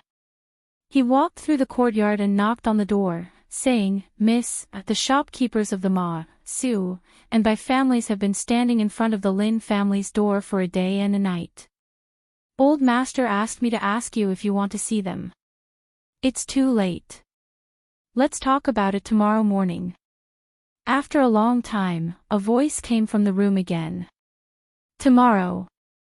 Lin Yong nodded and looked up at the sky. There were no stars, so he shook his head and said, "Look at the weather, it might rain tonight." They are standing there in the cold. I don't know where the Li brothers have gone to. In a small county town dozens of miles away from Fong province. In the relay station, Xiao Zheng looked at Xiao Yi and said in a deep voice, "I was framed." Xiao Yi nodded and said, "I know. They kidnapped Yang Kong." "He has the token of Prince Heng's mansion," Xiao Zheng said again. Xiao Yi nodded again and said, "I know. It's useless even if I know." He turned his head to look at Xiao Zheng and said, "In the end, the matter of discussing the silver of guilt was caused by Imperial brother, and Imperial father does not know." Xiao Yi sighed and said, "When you return to the capital this time, I'm afraid you have to make preparations." Xiao Zheng clenched his fists so tightly that his nails dug into his palms. He couldn't understand how he, the Grand Crown Prince of the Qi Kingdom, had ended up in such a predicament when he had the upper hand. Who was that master who didn't leave his name? Neither the eldest prince of the Qi Kingdom nor the eldest prince of the Jing Kingdom could figure it out. The King of Shu's eyes were bloodshot as he smashed an inkstone on the table. The inkstone struck the forehead of a guard who was kneeling below. Blood immediately gushed out, but the guard did not dare to wipe it with his hands. "Trash, all of you are trash. It's already been 3 days, and not a single clue has been found." The county magistrate of Yong County stood in the corner. Beside him, Jiang Zian lowered his head and said nothing. 3 days ago, the treasury of the King of Shu's mansion was ransacked by a group of bandits. They dug a secret tunnel from the outside all the way into the treasury. It was not discovered until the next day. At that time, the treasury was already empty. All the gold and silver treasures had been stolen. Not even a copper coin was left for the King of Shu. In other words, the King of Shu was probably the poorest prince in the Jing Kingdom now. If it wasn't for his identity, he would be worrying about what to eat for his next meal. In the past 3 days, the King of Shu had lost count of how many times he had lost his temper. However, 3 days had passed, and the entire Shuzhou had not been able to find out who the culprit was. Jiang Zian could understand the King of Shu. If the small box he had hidden under his bed had been stolen, he might have been even more furious than the King of Shu. After all, the entire Shuzhou was the King of Shu's fief. He could easily plunder it a few times and obtain countless taels of silver. Jiang Zian's private savings were accumulated little by little. "Get out, all of you, get out of here. If you can't get it back, don't come back to see me." The King of Shu overturned a few tables and chairs. Seeing this, the crowd immediately retreated. Walking out of the mansion, Jiang Zian looked at the county magistrate of Yong County and said, "Fang Yong and the others left 3 days ago." Could it be? The county magistrate shook his head and said, "Impossible. Given his relationship with Her Highness, how could he do such a thing?" Jiang Zian nodded and simply kept his mouth shut. The man named Fang Yong obviously had an unusual relationship with Her Highness. Every time they talked, he would drive them away. These things were not something they could handle. In addition, there was another thing that made him feel a myriad of emotions in his heart. In fact, he could no longer describe the specific feelings. That person was finally coming back. Jiang Zian sighed and looked in the direction of the city gate with an indescribable expression. After leaving Shuzhou and going south for another 100 miles, it was the chaotic place that people avoided. There were countless mountain bandits and bandits in the mountains. They often went down the mountains to loot caravans and disturb people's lives. Because of its special geographical location, both the Jing Kingdom, the Qi Kingdom and the Wu Kingdom adopted a laissez-faire attitude towards this place, which directly made the bandits there more rampant. Every night, if you looked down from the highest peak, you would find that the mountains were lit up with many lights, which showed that there were many bandits in the mountains. At this moment, a voice rang out from one of the thatched cottages on one of the mountains that was lit up with a faint light. "Big brother, they outnumber us. Why don't we run away? The way down the mountain has been blocked by them. How can we run away? Tomorrow morning, we will fight to the death with them." At that time, we brothers will fight to the death for Big Brother. Big Brother just needs to escape and go back to live a good life with sister-in-law. Big Brother, please take care of our family. What are you talking about? I brought you out. How can I run away alone? Inside the thatched cottage, the candlelight was weak and swaying, but the inside of the cottage was not dark. Perhaps it was because there was a shiny bald head that reflected the light in all directions. Several bandits stepped forward and tried to persuade him, Big Brother, all of you, stop talking. The bald bandit waved his hand and said, since you've embarked on this path, this day will come sooner or later. Tomorrow, find an opportunity and run away if you can. Staying alive is more important than anything else. He looked at the endless swaying shadows of trees outside the window and sighed in his heart. He had thought that with his hot blood, he and his brothers could make a name for themselves here.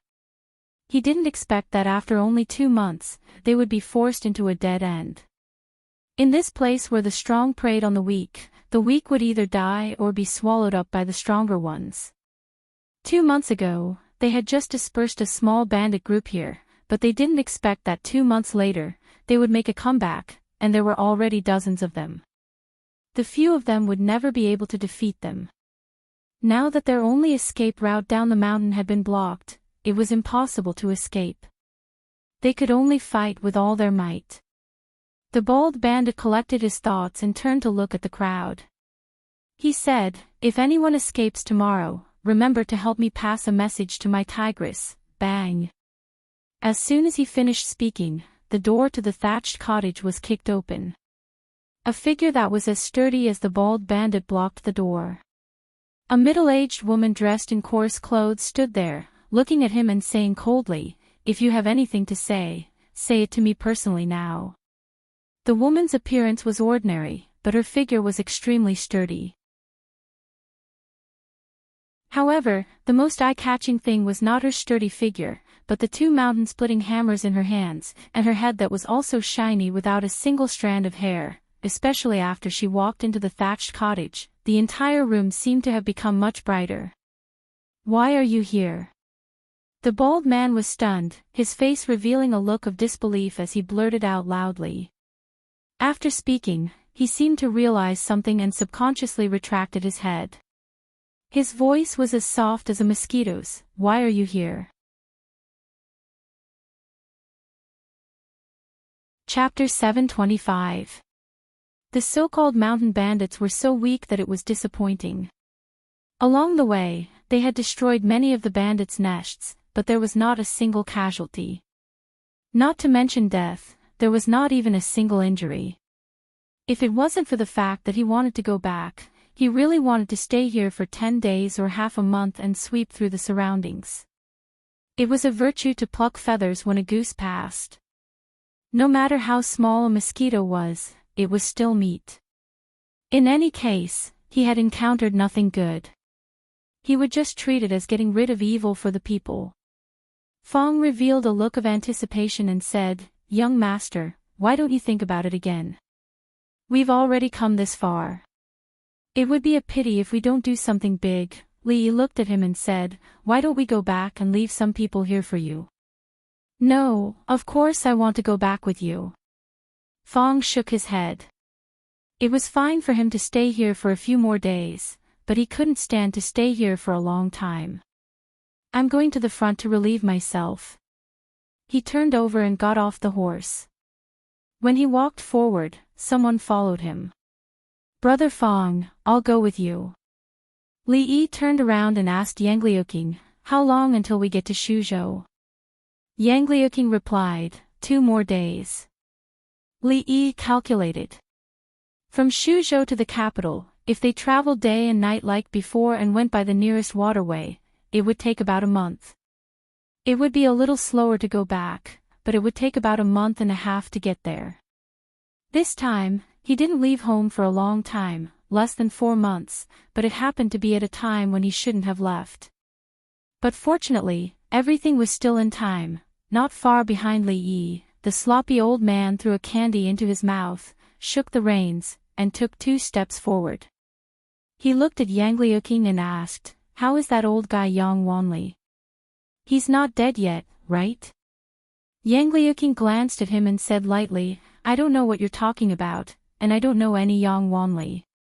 This old man still recognizes Cloud Piercer. Back then, Yang Wanli used this move to fight me to a draw. But that was a matter of decades ago, you weren't even born yet. The sloppy old man smacked his lips and said, "For the sake of martial arts, that old guy even gave up the throne. He definitely wouldn't teach this move to an outsider. Could it be that you're his daughter?" After saying this, he shook his head and denied, "That's also impossible. That old guy can't find a woman. He only likes swords, and no woman would like him. Could it be that you're his disciple?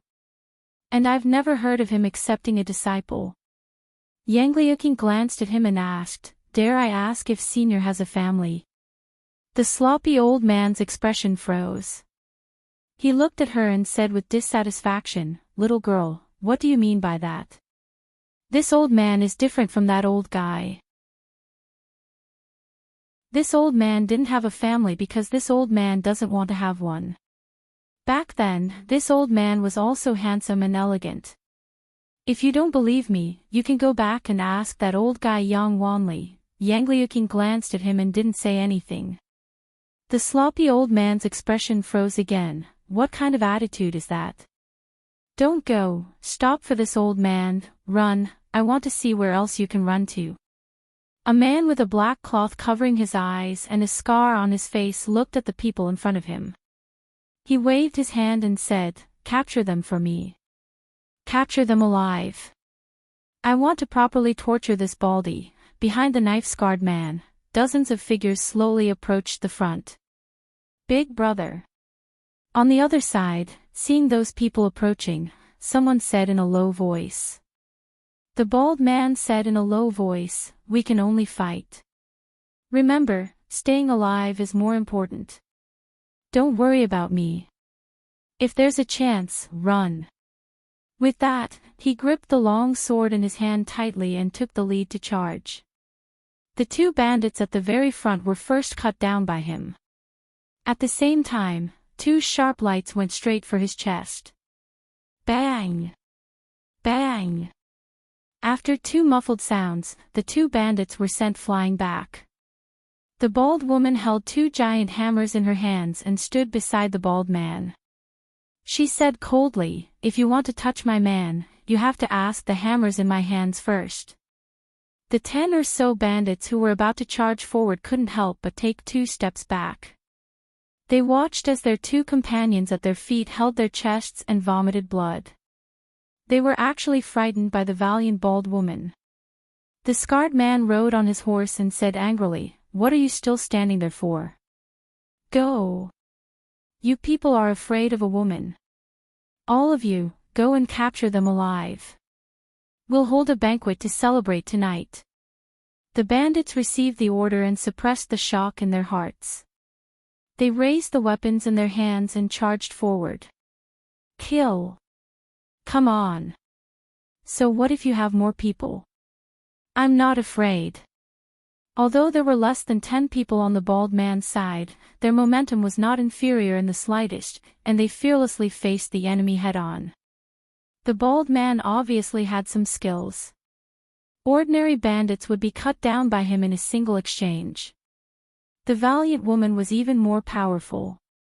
The 2 giant hammers in her hands were extremely agile. If one was hit head-on, he would immediately be unable to get up. Even a graze would be extremely painful. Surround them. Surround those 2 baldies. The scarred man commanded from his horse. Immediately, 2 groups of about a dozen bandits gathered together and surrounded the 2 of them. The rest of the bandits went to surround the others. 2 fists were no match for 4 hands. Although the bald man and his wife were slightly better, they could only protect themselves when surrounded by enemies several times their strength. It was difficult for them to break through. Seeing that his brothers had been subdued, the bald man was so angry that his eyes almost popped out of their sockets. When he tried to charge out with all his strength, a knife struck his leg and he immediately knelt on the ground. "My husband!" The valiant woman shouted and waved her hammers to force the crowd away. She guarded him by her side and gripped her hammers tightly. Her eyes coldly stared at the surroundings. The scarred man dismounted from his horse and came to the bald man's brothers who had been tied up. He waved his knife and said, "If you swing your hammers again, I will cut them once. I wonder how long these people can last." The valiant woman's expression finally changed. She looked down at the bald man and threw the 2 hammers to the ground. When the surrounding bandits saw this, they immediately put their weapons against his neck. The bald man lowered his head and said in a low voice, "I'm sorry. I've implicated you." The valiant woman glared at him and said, "We're going to die. What's the point of saying this now?" Then she raised her head and looked at the scarred man. She said coldly, "If you want to kill me, then kill me. Give me a quick death. Don't talk nonsense. Give you a quick death." The scarred man glanced at her and said, "In your dreams, men, tie them up for me first." 2 figures shuttled through the dense forest. A thin figure turned his head and asked, "Brother Fong, how did you train your strength?" "It's so scary." Fong patted him on the shoulder and said, "You'd better not think about it. With your body, you can't take it." Now that he thought of the days when he pushed the merry-go-round, he still felt his legs tremble. The young man looked at him and said with a smile, "Tell me.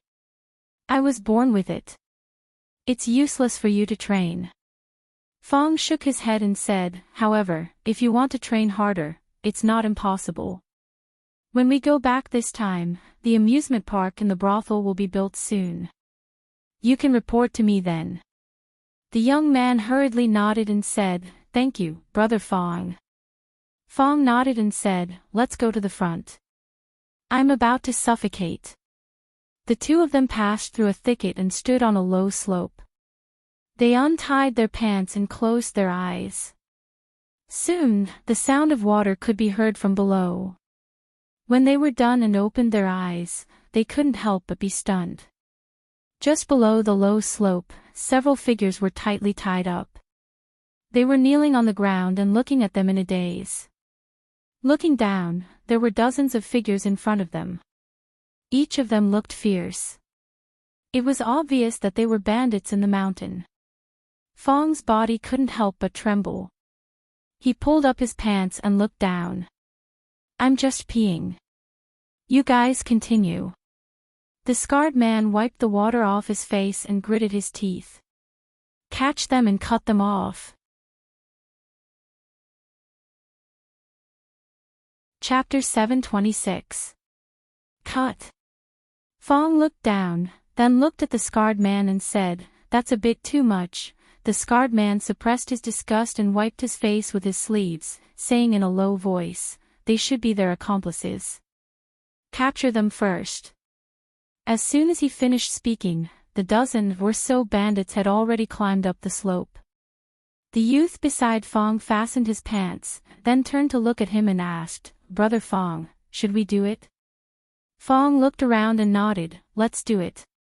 As soon as he finished speaking, the dozen or so bandits flew down the slope. While the scarred man was still in a daze, a black shadow had already pressed down from above and kicked him off his horse. His expression was twisted in pain, looking extremely hideous. He gritted his teeth and said, "Hurry up and attack." Without needing his order, the other bandits had no choice but to attack. That was because the tall and short, one muscular and one skinny man, had already come down the slope and were charging at the bandits. Although the skinny youth was thin and small, his leg skills were truly impressive. The bald man and the others were kneeling on the ground and couldn't see him move at all. It was also because he hadn't made a move at all. Just the indistinct leg shadows were enough to dazzle the eyes. The bandits that approached him all fell to the ground with footprints on their bodies.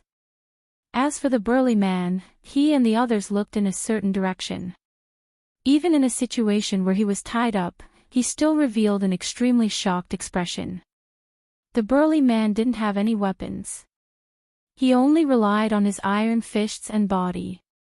No matter how dense the sword's shadows were, they couldn't touch him at all. It was hard to imagine that such a large person could be so nimble, and the bandits that came into contact with his fists all fell to the ground without exception. Just now, he had even used his body to send 3 bandits flying several meters away. This wasn't a human, he was clearly a ferocious beast. The skinny youth kicked another person and couldn't help but praise, "Brother Fong, you're amazing." Fong looked at him and said casually, "Kid, you're not bad either. You purposely didn't want to be on the heaven roll, right?"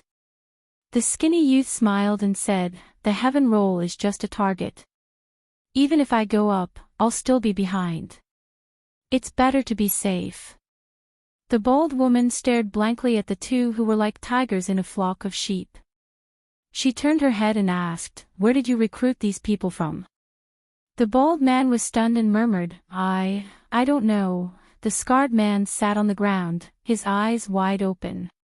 In just a short while, only a dozen or so of his subordinates were still standing. From the looks of it, the remaining people wouldn't be able to hold on for much longer. Who the hell were these 2 fellows? His face revealed a look of horror.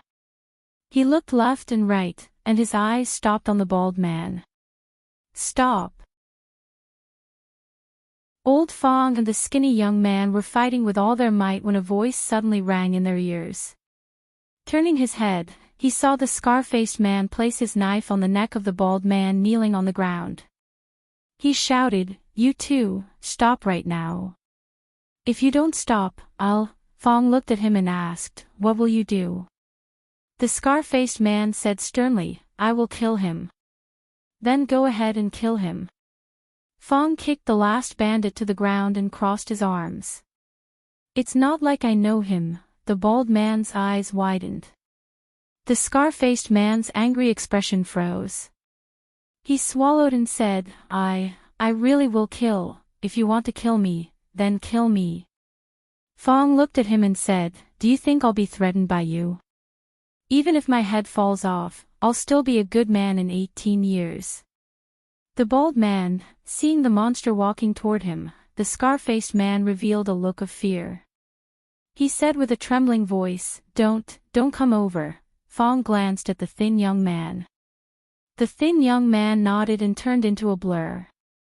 A flying rock flew through the air and knocked the knife out of the scar-faced man's hand. The knife and the rock collided, producing a crisp sound. The bald man's ears rang and cold sweat broke out on his forehead. Out of the corner of his eye, he saw that the knife was stuck in a tree. His back was drenched in cold sweat. That rock had almost brushed past his ear. If it had been just a little more, wouldn't his head have been split open? The scar-faced man's hand also split open from the recoil. He took a few steps back and actually ran without hesitation. The bald man looked left and right, a trace of relief appearing on his face. No matter who these 2 people were, they were finally saved today. Just as this thought appeared in his mind, he suddenly heard a cacophony of noises, and the ground beneath his feet began to tremble. The bald man turned around and saw a cloud of dust rising from the road behind him, as well as the silhouettes within it. His face paled once more. After the sound of reining in a horse, a tall and strong man looked at the scar-faced man. He frowned and said, "Scar, dozens of people can't beat these few. What do you do?" The scar-faced man was stunned for a moment before a trace of joy appeared on his face. He said loudly, "Master, we had already caught these people, but we don't know where these 2 troublesome people came from." "That's why." The scar-faced man waved his hand and said, "That's enough. This time, there's a big caravan passing through here. This is a big fat sheep. If you alarm me, be careful of your head." The scar-faced man was stunned. He didn't know which big caravan would dare to pass through here. Wasn't it stupid? However, he quickly recovered and pointed at the 2 people in front of him.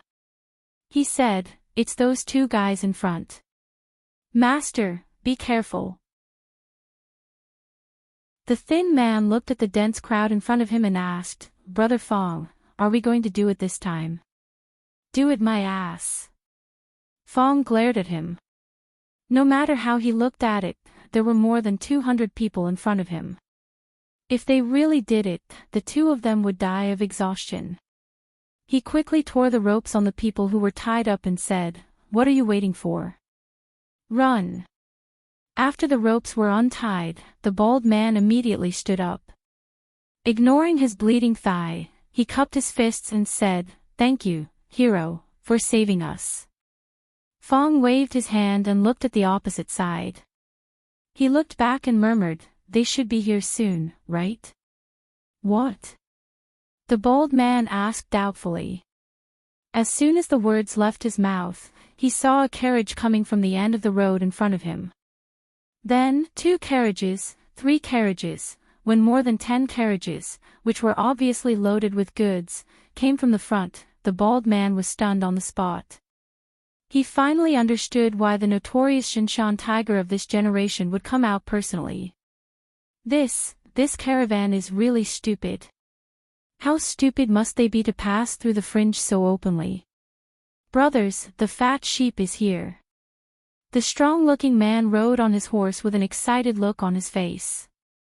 He said loudly, After this, it will be enough for us to enjoy ourselves for a while.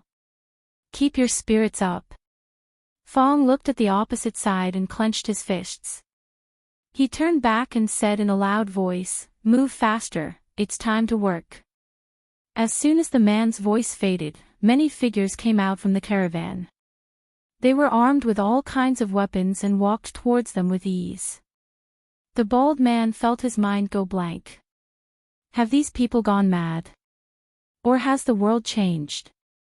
Since when did fat sheep dare to attack mountain bandits? Aren't they rushing to their deaths?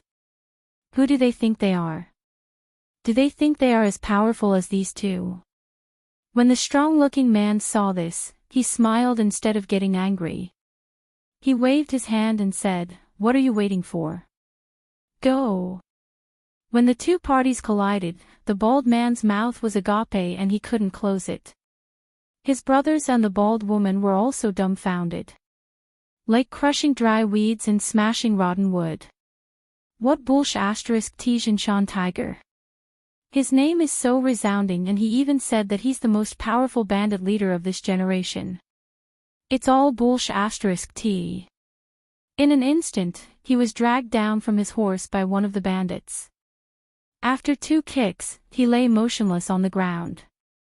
The others were also like chickens and dogs that couldn't withstand a single blow. No, it wasn't that they were chickens and dogs, it was that they had encountered a group of monsters. One person, even if they could defeat one of them, it would still be fine.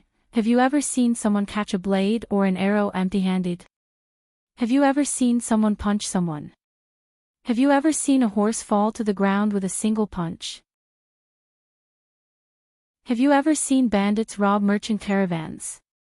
Have you ever seen a merchant caravan robbing a bandit? He had really seen it.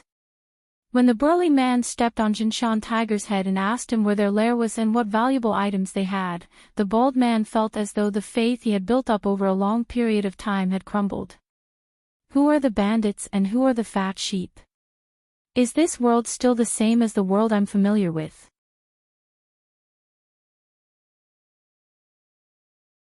Chapter 727.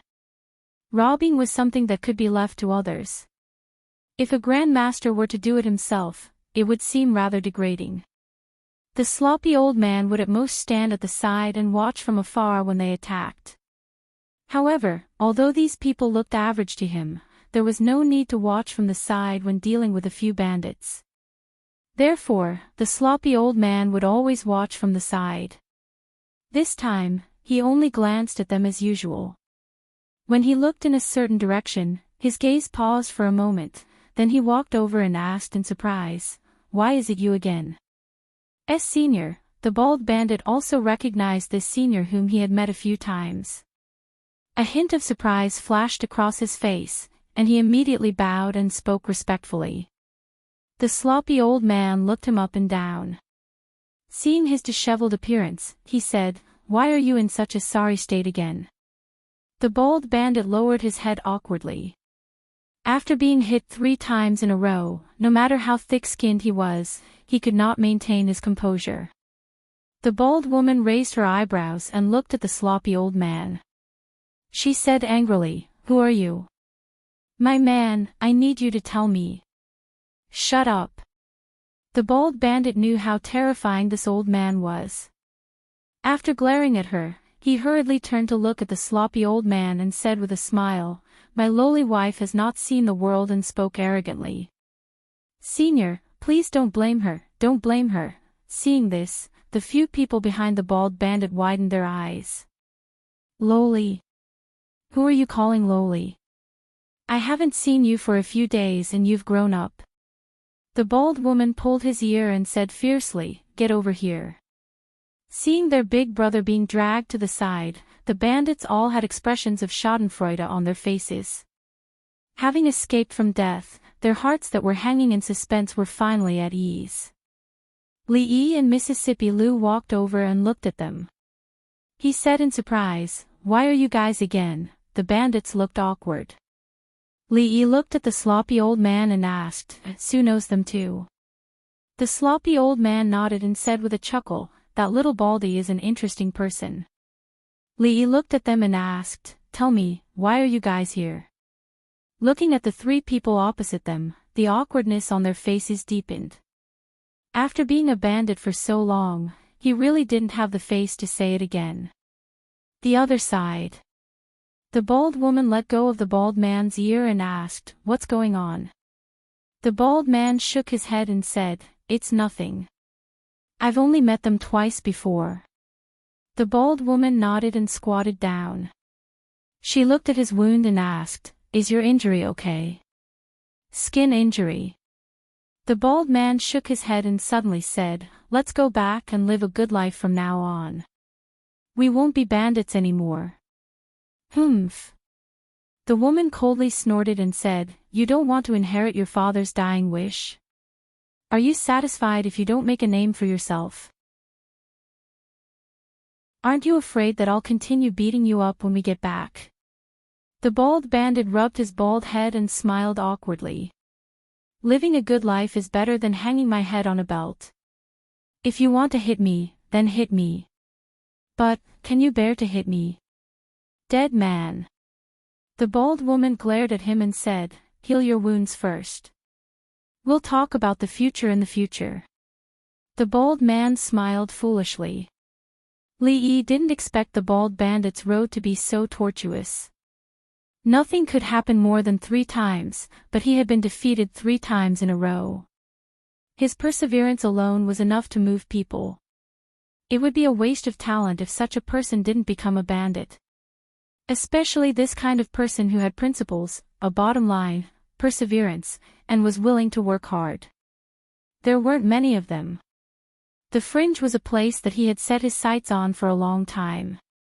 But because of the long distance and his lack of understanding of the place, he didn't take any substantial action. This time, he just happened to pass by. Just as Fong said, it wasn't easy to come here. If he didn't do something, it would be a waste of an opportunity. This place was a treasure trove waiting to be mined. Seeing that the bandits were all wounded, Lee beckoned to Fong and said, "Call a few people over and help them tend to their wounds." Then, he saw the bald man limping over with a wound on his thigh that was still bleeding. Lee pointed at him and said, "Your wound needs to be tended to too." "No need." The bald man shook his head. Before he could say the word, "No need," the bald woman pinched him hard on his waist. Not long after, the bald man saw that someone was sewing his thigh with a needle and thread. He asked in surprise, "Why does this thing look like it's sewing a pocket? Will it work?" The bald woman behind him smacked his head and said, "Shut up. You talk too much. It'll heal faster if you stitch it up." Lee was a little surprised. Although this bald man was unlucky, he was a real man. He didn't make a sound while stitching up his wound and even looked at it curiously. Li Yi didn't know if he was really good at enduring or just stupid. Li Yi looked at him and asked, "You haven't given up after so many times. Do you really like being a bandit?" The bald man raised his head and waved his hand. "I quit. I wanted to be a bandit before, but I didn't know what it was like to be a bandit. Now it seems that I'd rather go back and live my life. It's better than being hacked to death." He really understood now. It wasn't just a caravan. Any random robber on the road could wipe them out. What was the point of being a bandit? His future was bleak. Li Yi was stunned for a moment. He looked at the bald man and said, "Young people should have dreams. Don't give up just because of a little setback. Nothing can be done in one go. Only by enduring hardship can you achieve success." The bald bandit sighed. "Sigh, I'm not young anymore. Middle-aged people should also struggle. As long as life is alive, the battle will not stop. One couldn't only care about oneself. One had to persuade others to do good." Li Yi looked at the bald bandit and asked, "Touch your conscience. Do you really want to give up?" The bald man showed a hint of hesitation. After a moment, he sighed and said, "We've all lived a hard life. I don't want to rob those poor people." As for the caravan, the bald man turned his head to look at the person lying on the ground not far away. He didn't say anything. What he wanted to say was that a caravan with brains wouldn't take this path. They needed to go down the mountain and rob further away. They also needed to steal business from other bandits. Brainless caravans, they couldn't compete with brainless caravans. Robbing the poor and robbing caravans is the lowest level of bandits. Li Yi patted his shoulder and said, "Robbing bandits is the king of bandits." Robbing bandits. The bald man looked at him with a dazed expression. Crash. Fong walked over with large strides and threw a large bag on the ground. He said, "Young master, these were found on the bodies of those bandits. I heard from them that there are even more good things in their stronghold. I've already sent people over." The bald man looked over and saw that the bag was filled with gold and silver. There was quite a lot of them. He was stunned once again. He thought about the scholar's words again. Gradually, a look of understanding appeared on his face. He licked his lips and a strange light shone from his eyes.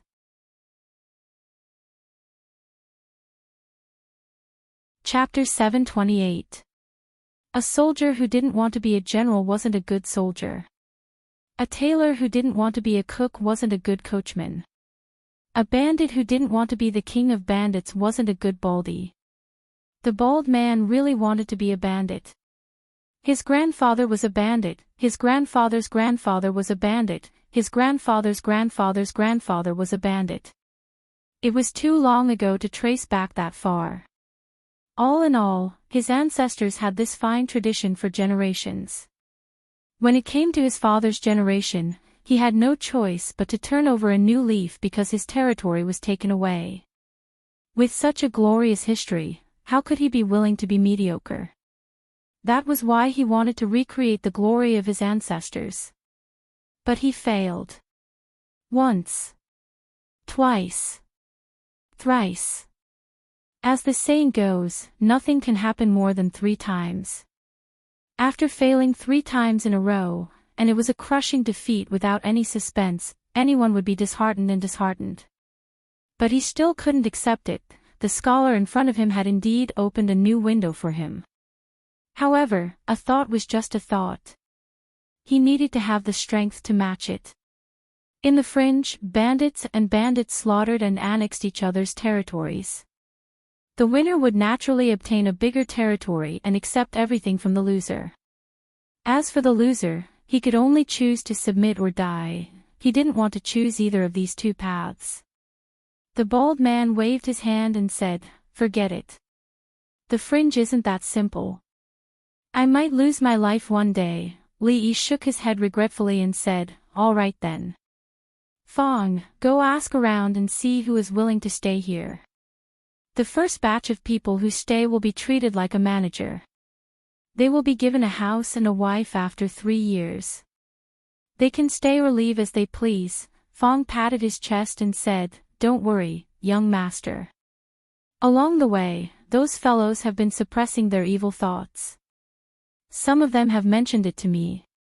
I'll go and talk to them now." The bald man was stunned and asked, "What do you mean?" Li Yi waved his hand and said, "Don't worry. Our people aren't familiar with this place. It's inconvenient for them to stay here. We need to find a guide who is familiar with this place. I think that mountain tremor tiger is a good choice. Go and ask him if he's willing. Do something." The bald man mumbled. After thinking for a while, he immediately understood what Lin Xing meant by "do something." They were going to do something big. These people were all like monsters. The mountain-shaking tiger was powerful enough and could be considered the largest bandit force in this area, but the other party only sent a dozen people to easily annihilate them. If he really had the help of these people, then whatever tiger of the mountain or soaring dragon of the heavens, they would all be **t. If he was a tiger, he had better lie low. If he was a dragon, he had better coil up. When the time came, he would take over their territory, manpower, and influence. Oh my God, the light that had been extinguished in the bald man's eyes finally reignited. He looked at Li Yi with bright eyes and asked seriously, "Mountain-shaking tiger is a two-faced man. He's not a good guy. I'm also very familiar with this place. What do you think of me? Let me think about it." Li Yi looked at him, thought for a moment, and said, "I don't think mountain-shaking tiger is that kind of person. I have to talk to you about this." The bald man moved a stone and sat opposite him. He shook his head and said, "This mountain-shaking tiger was not a good guy before he became a bandit. He killed someone and was forced by the government, so he escaped here. He first joined a stockade, then poisoned the stockade chief and sat on the throne himself. Then, after a while, Fong came over and said, 'Young master, there are a total of 27 people who are willing to stay.'" This number surprised Li Yi quite a bit. The capital was so prosperous and lively, and they had everything they wanted.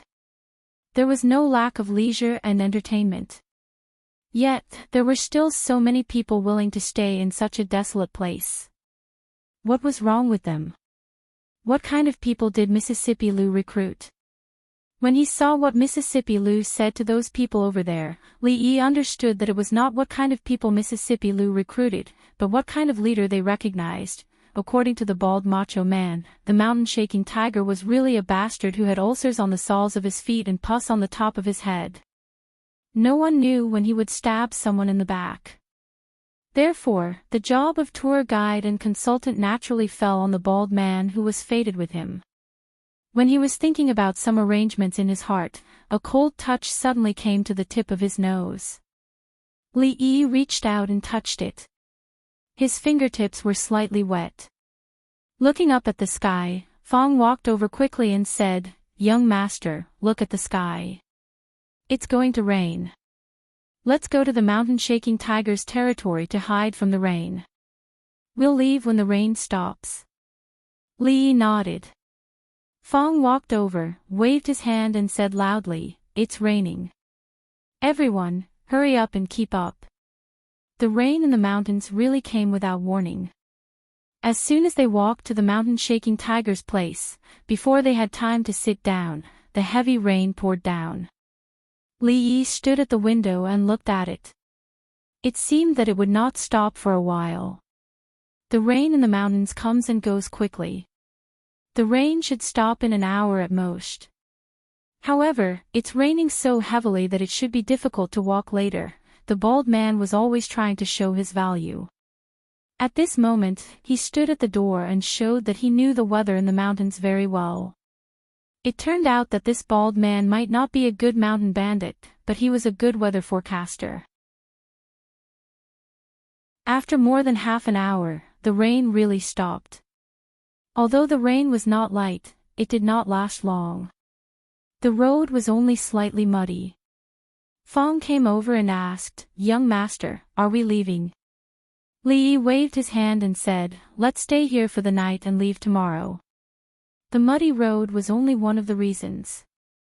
Since he had decided to do something here, of course, he had to arrange the route and plan for the future. After all, he was far away in the capital. Everything here in the future still depended on them. Li Yi looked at Fong and said, "Call Rui over." There were many things to plan. The first thing was how to deal with Mountain-Shaking Tiger and the others. These vicious bandits should either be eliminated for the sake of the people and put an end to their troubles, or they should be crippled of their martial arts and sent to build roads, bridges, and houses. As for the other small fries, they could not do the same. Of course, the roads still needed to be paved. First, they should be tempered to wear down their character. Then, they should be disorganized and reorganized. Those people could be trained to be the new base. Big fish preys on small fish preys on shrimps. The weak are prey to the strong. This is the law of the fringe. Today's boss might not be tomorrow's boss. Tomorrow's boss might be hacked to death in the evening. If it wasn't for the fact that they had no other choice, not many people would be willing to become bandits. Although they couldn't be completely trusted, they didn't need to be trusted to build a house or to be a lackey who could fight wherever he wanted. Among the small leaders, he could take a White Rabbit creamy candy pill to control them. Every 3 months, he would take a hawthorn pill to detoxify the poison. After that, he could let them control their subordinates. At the very least, there was no lack of poison experts among those who roamed the Jianghu. It was not impossible to consider using their real skills. However, this kind of method was a little too lowly. If it really came to that, it would be better to let them mine and build roads. There were some more detailed things that he had to discuss with Mississippi Lu. The sky gradually darkened. The candlelight in the room flickered. A map spread on the table gradually became more and more marks. First, nibble away at the small forces. As for the new recruits, we need to train them. We need a base that is easy to defend and hard to attack. This place definitely won't do. Look here, if we go deeper, it won't be as simple as bandits. Let's avoid them for now. From here, and here, the whispers in the room continued until late at night. Li Yi put down his pen. Mississippi Lu walked to his bed and crawled into his newly made quilt. Sleep early, Li Yi nodded habitually. After a moment of daze, he suddenly realized that he was no longer in Feng province. She was now sleeping on his bedding. Li Yi stood by the table and began to think. Where should he sleep tonight? The map on the table was still spread out. It was filled with marks like O or X. The bulging marks were mountains, the thicker lines were rivers, and the thinner lines were roads. At this time, on a muddy mountain road, a group of more than 100 people was advancing with difficulty. Splash! The young man stepped into the quagmire, and his face darkened once more. He looked down at the raging river below and could not help but curse angrily. Damn rain, damn Li Yi.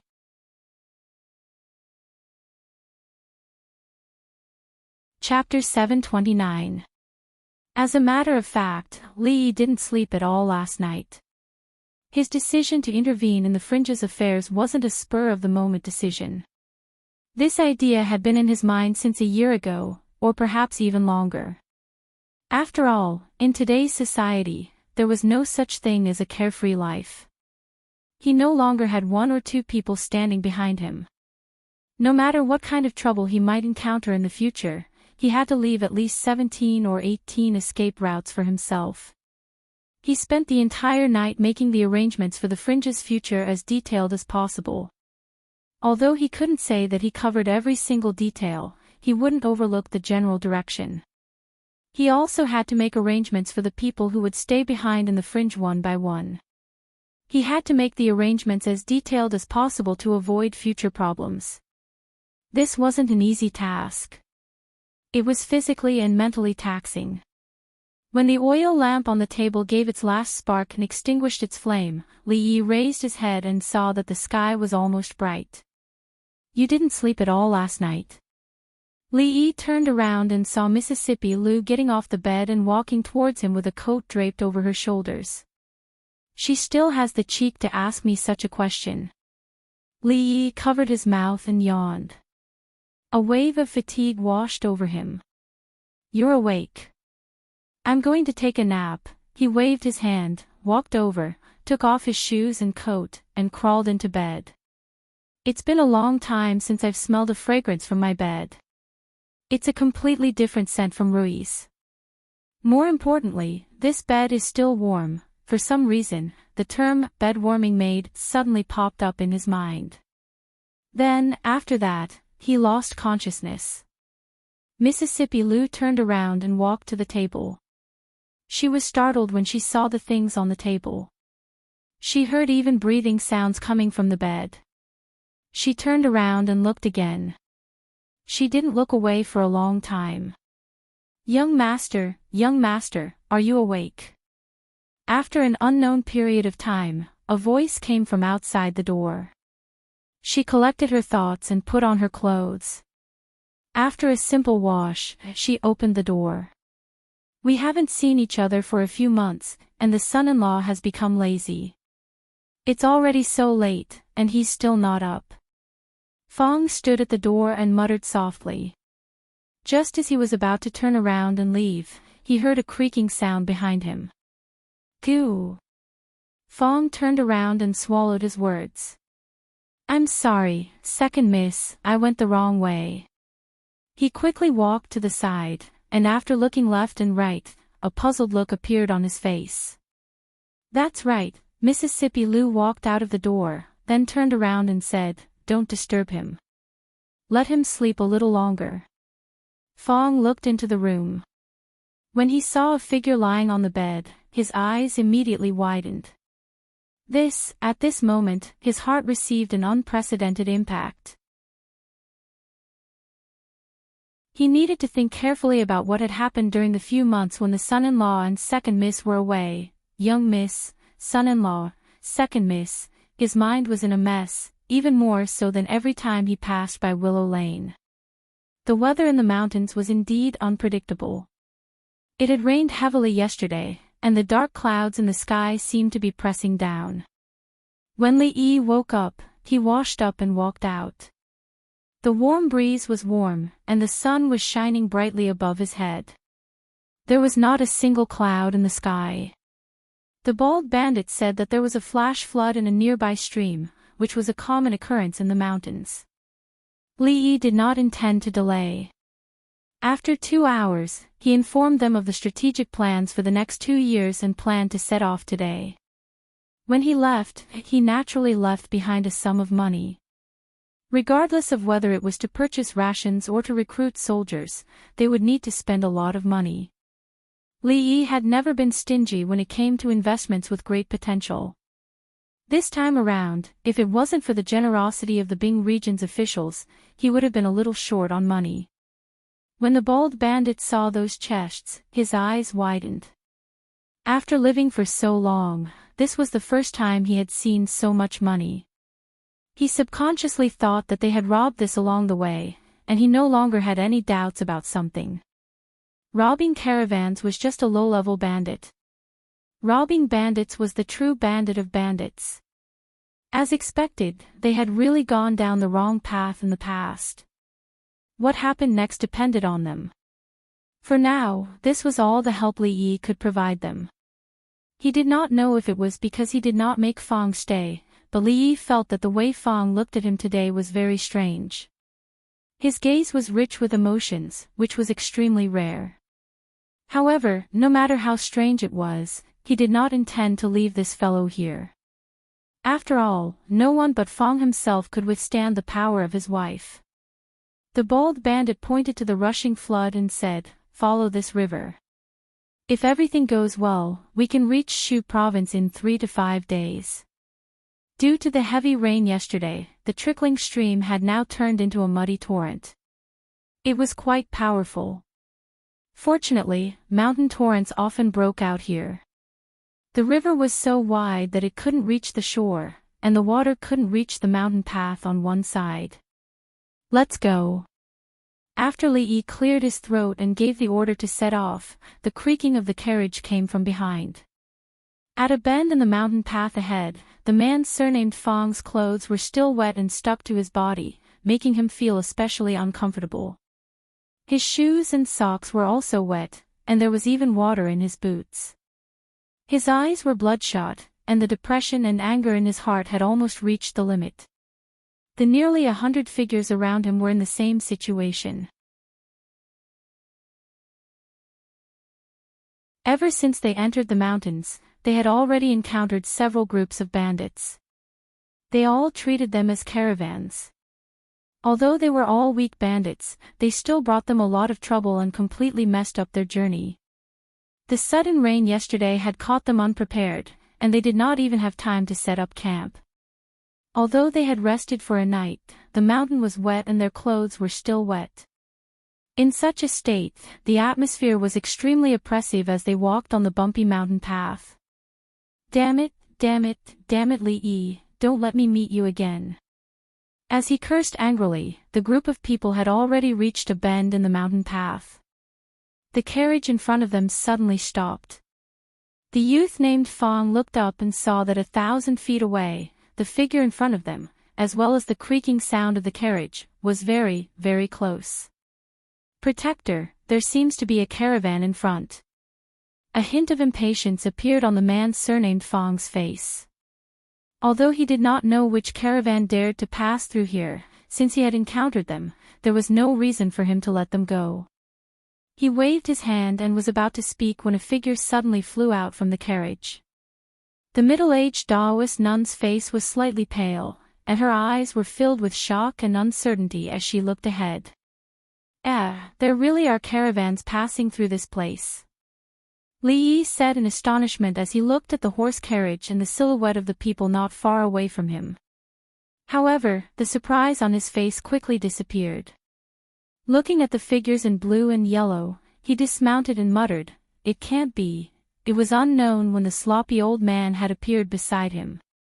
After throwing a piece of candy into his mouth, he fiercely chewed and slowly said, "Yes." Old Taoist Yuan appeared on his other side.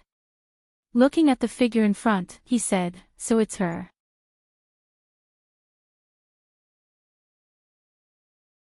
Chapter 730. Good will be rewarded, evil will be punished.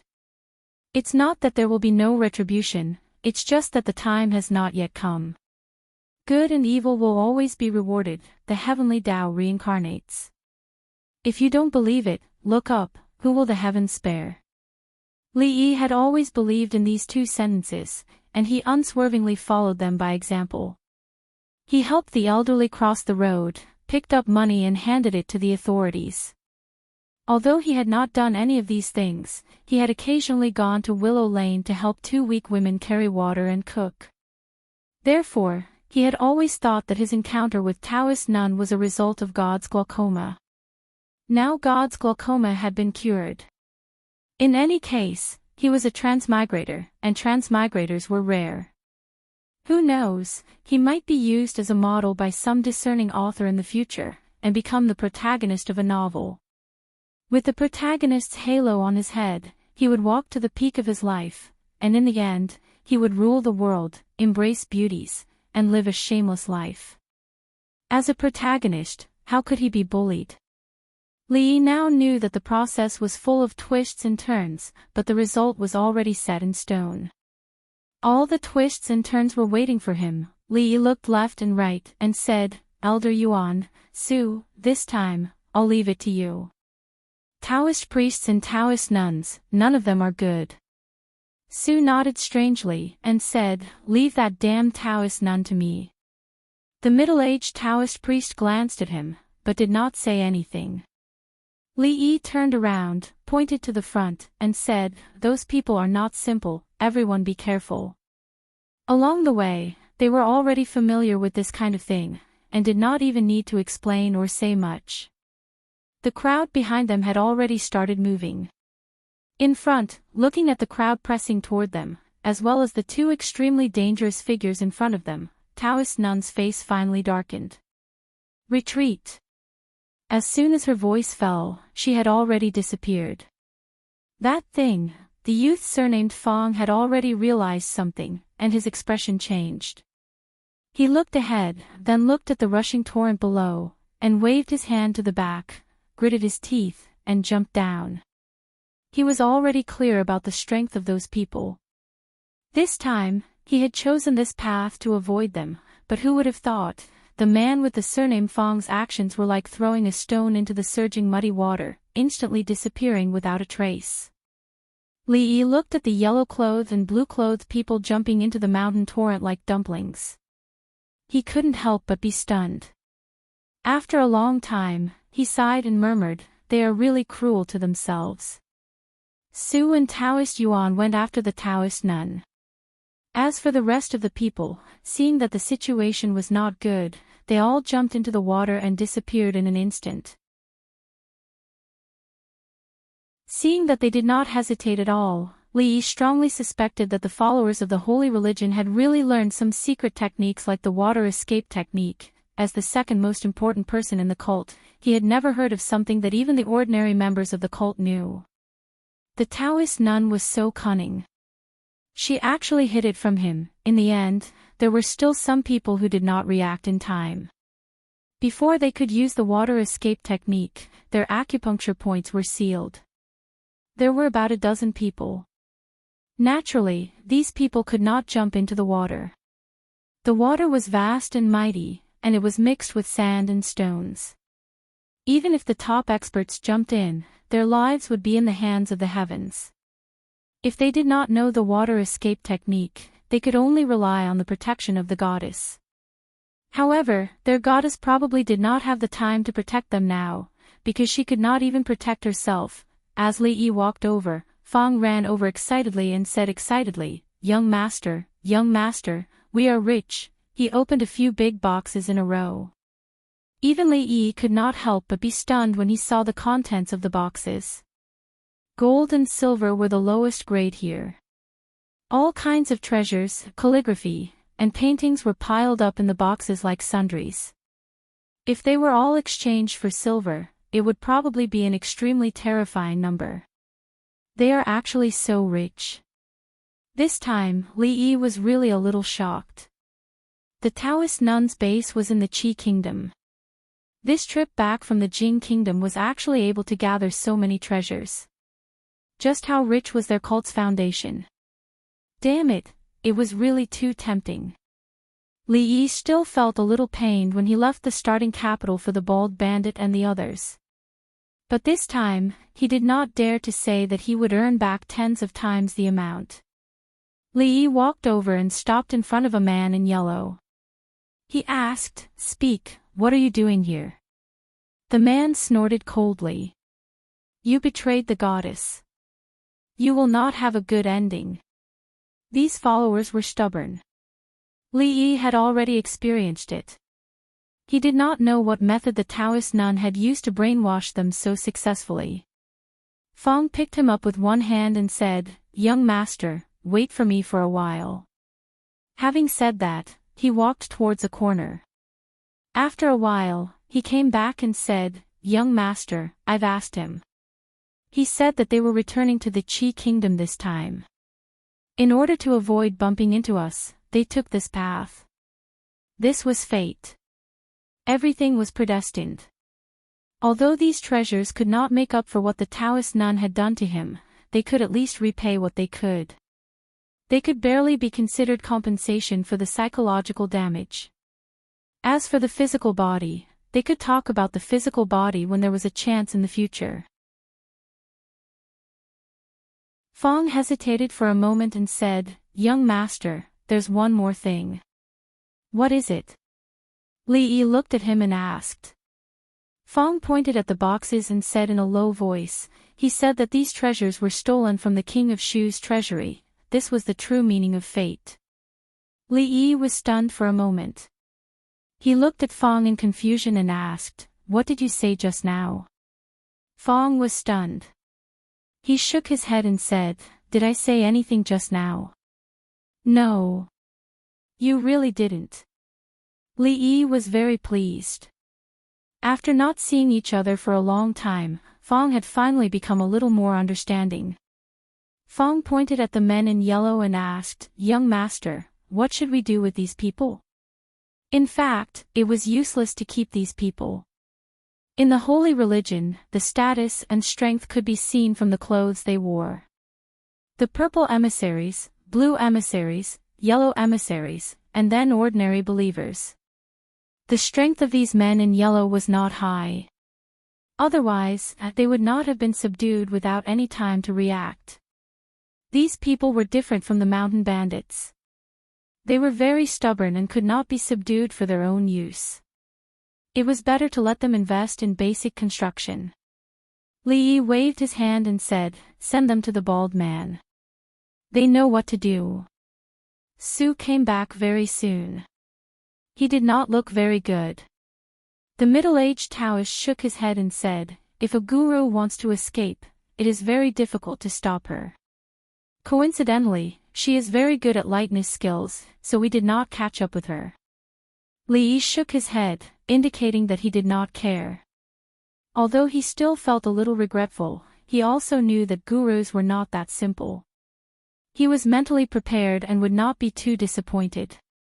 Thinking of something, he looked at the middle-aged Taoist and asked, "Taoist Master Yuan, do you know her?" The middle-aged Taoist nodded and said, "I thought she would disappear without a trace. I did not expect that in just a short 20 years she has grown to such an extent. Taoist Master Yuan, is this Taoist nun related to you?" The slovenly old man glanced at him and asked with a frown, "You are so old and have one foot in the coffin. Could it be?" The middle-aged Taoist glanced at the slovenly old man and ignored him. He said slowly, "When I saw her, she was about the same age as Miss Liu.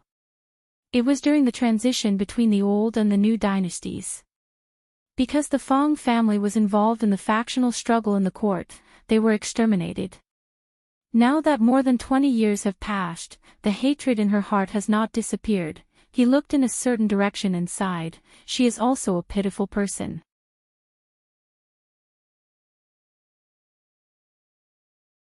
Chapter 731. The grudge between the Taoist nun and the old emperor was deep. Li Yi had met them several times along the way. Although he did not know the ins and outs of the whole matter, he knew a little. Now he understood that there was more than just a grudge between them. The hatred of the extermination of the family was as deep as the sea. Although the old emperor had not ascended to the throne at that time, it was not wrong to put the blame on the old Li family. Killing an entire family, and they were not allowed to rebel. Now that he thought about it, it had not been easy for the Taoist nun. Traveling to other countries and enduring humiliation for more than 20 years, not only did his martial arts cultivation reach Songsha realm, he even managed to develop such a huge faction. If this were to be placed in a novel or drama, it would definitely be used as a revenge plot of the protagonist, and there would be no need for any changes at all. His conscience told him that if this had happened to him, he would have taken even more extreme measures. However, understanding was one thing, but he could not forgive what the Taoist nun had done. The one who killed her family was the old emperor's father. Of course, there was no way to take revenge. It was too difficult to take revenge on the old emperor. Logically speaking, the most suitable target for her to kill, torture, and tie up should be the king of Shu. What did it have to do with him? Sympathy was sympathy, but he still had to repay what he owed. Although it was a pity that he did not catch the Taoist nun, he could not force her. Li Yi waved his hand and said, "Hurry up and cover these things. Let's go quickly. We have to find a place to stay before it gets dark." Night gradually fell. Somewhere in the open space in the mountains, simple tents had been set up. Lights shone from the tents. Outside the tents, there was a roaring bonfire. Toasts were exchanged in the surroundings, and the deer legs above the fire were dripping with fat, making a sizzling sound. The roars of all kinds of beasts came from the mountains, but it did not affect this small carnival. Even a certain man sitting by the fire was still hesitating in his heart. How should he eat the bear that he had just hunted back? Dozens of miles away, a torrent of sand rolled away. The middle-aged Taoist nun carried a figure away from the riverbank and slowly walked deeper into the mountains. In the endless darkness, the shadows of the trees swayed like ferocious beasts choosing people to devour. There were also subtle sounds coming from it. There's actually someone. It's a Taoist nun. A Taoist nun is also passable. Several figures walked out of the darkness and chased after them. Shu Prefecture, King Shu's mansion. The king of Shu had become haggard in recent days. The servants in the residence could not relax, fearing that they would be scolded or punished by the king of Shu. Your Highness, there's still no news. The king of Shu slumped on his seat. Someone came in from outside and said respectfully. The king of Shu looked up at him and asked, "Are you sure they are not in the Qi kingdom? We didn't find anything along the way." The king of Shu was slightly excited. Could it be that they met with an accident? The silver and treasures lost in the treasury might not be found this time, but if something happened to Li Yi and the others, such as choking to death while eating, choking to death while drinking water, or being crushed to death by a meteorite while walking, it would be good news for him. It could slightly dispel the depression in his heart and relieve his mood. At the thought of this possibility, even his face became slightly ruddy. It was also at this time that carriages drove into the city gate of Yong County. The guards at the city gate were about to go forward to check, but when they caught a glimpse of the sign shown by one of the carriages, their expressions changed and they immediately gave way respectfully. This was not the first time he had seen such a sign. The first time he saw it, it was because a general in the city had a conflict with those people. Now, when they were on duty every day, they would pass by the grave of that general. After the carriages entered the city gate, at the gate, there were immediately people running wildly toward the yamen. The streets of Yong County looked a little familiar to Li Yi. Not far away, the new Ru family inn had been built, but it had not opened for business yet. Standing at the entrance of the inn, Li Yi looked around. His surroundings had not changed much in the past few months, but his mood and situation were completely different from before and after. They had been traveling for nearly 10 days. Even if they were martial arts masters, they could not help but feel tired. After arriving in Shuzhou, everything was not so urgent. They could have a good sleep and recharge their energy. Tomorrow morning, they would officially set foot on the road home. Not long after he settled down, someone came in to report that the county magistrate of Yong County had arrived. The county magistrate did not come alone. Accompanying him were all the officials in the county government. Li Yi did not see Jiang Zian in the crowd, but he did not care. That brother Jiang should be feeling very bad at this time. All the officials in Yong County came to express their condolences, but they did not see the king of Shu. He had already arrived in Shuzhou. With the friendship between the two of them, why did the king of Shu not even show his face? Although the king of Shu might not be in a very good mood after his treasury was stolen, there was an old saying that a moment of spring night was worth 1,000 taels of gold. 1,000 taels of gold could be spent, but it would come back. Silver could be earned again if it was gone. Money was just a worldly possession. It was not too much to treat the king of Shu to a meal, was it? A stingy person would naturally not be able to achieve great things. The king of Shu would definitely not be able to achieve great things in the future. When he took a comfortable bath and lay on the bed for the first time in a long time, a satisfied expression appeared on his face. In the king of Shu's mansion, the young king of Shu's face was extremely gloomy. They are back. Your Highness, they have just arrived in Yong County. The king of Shu paced in the hall.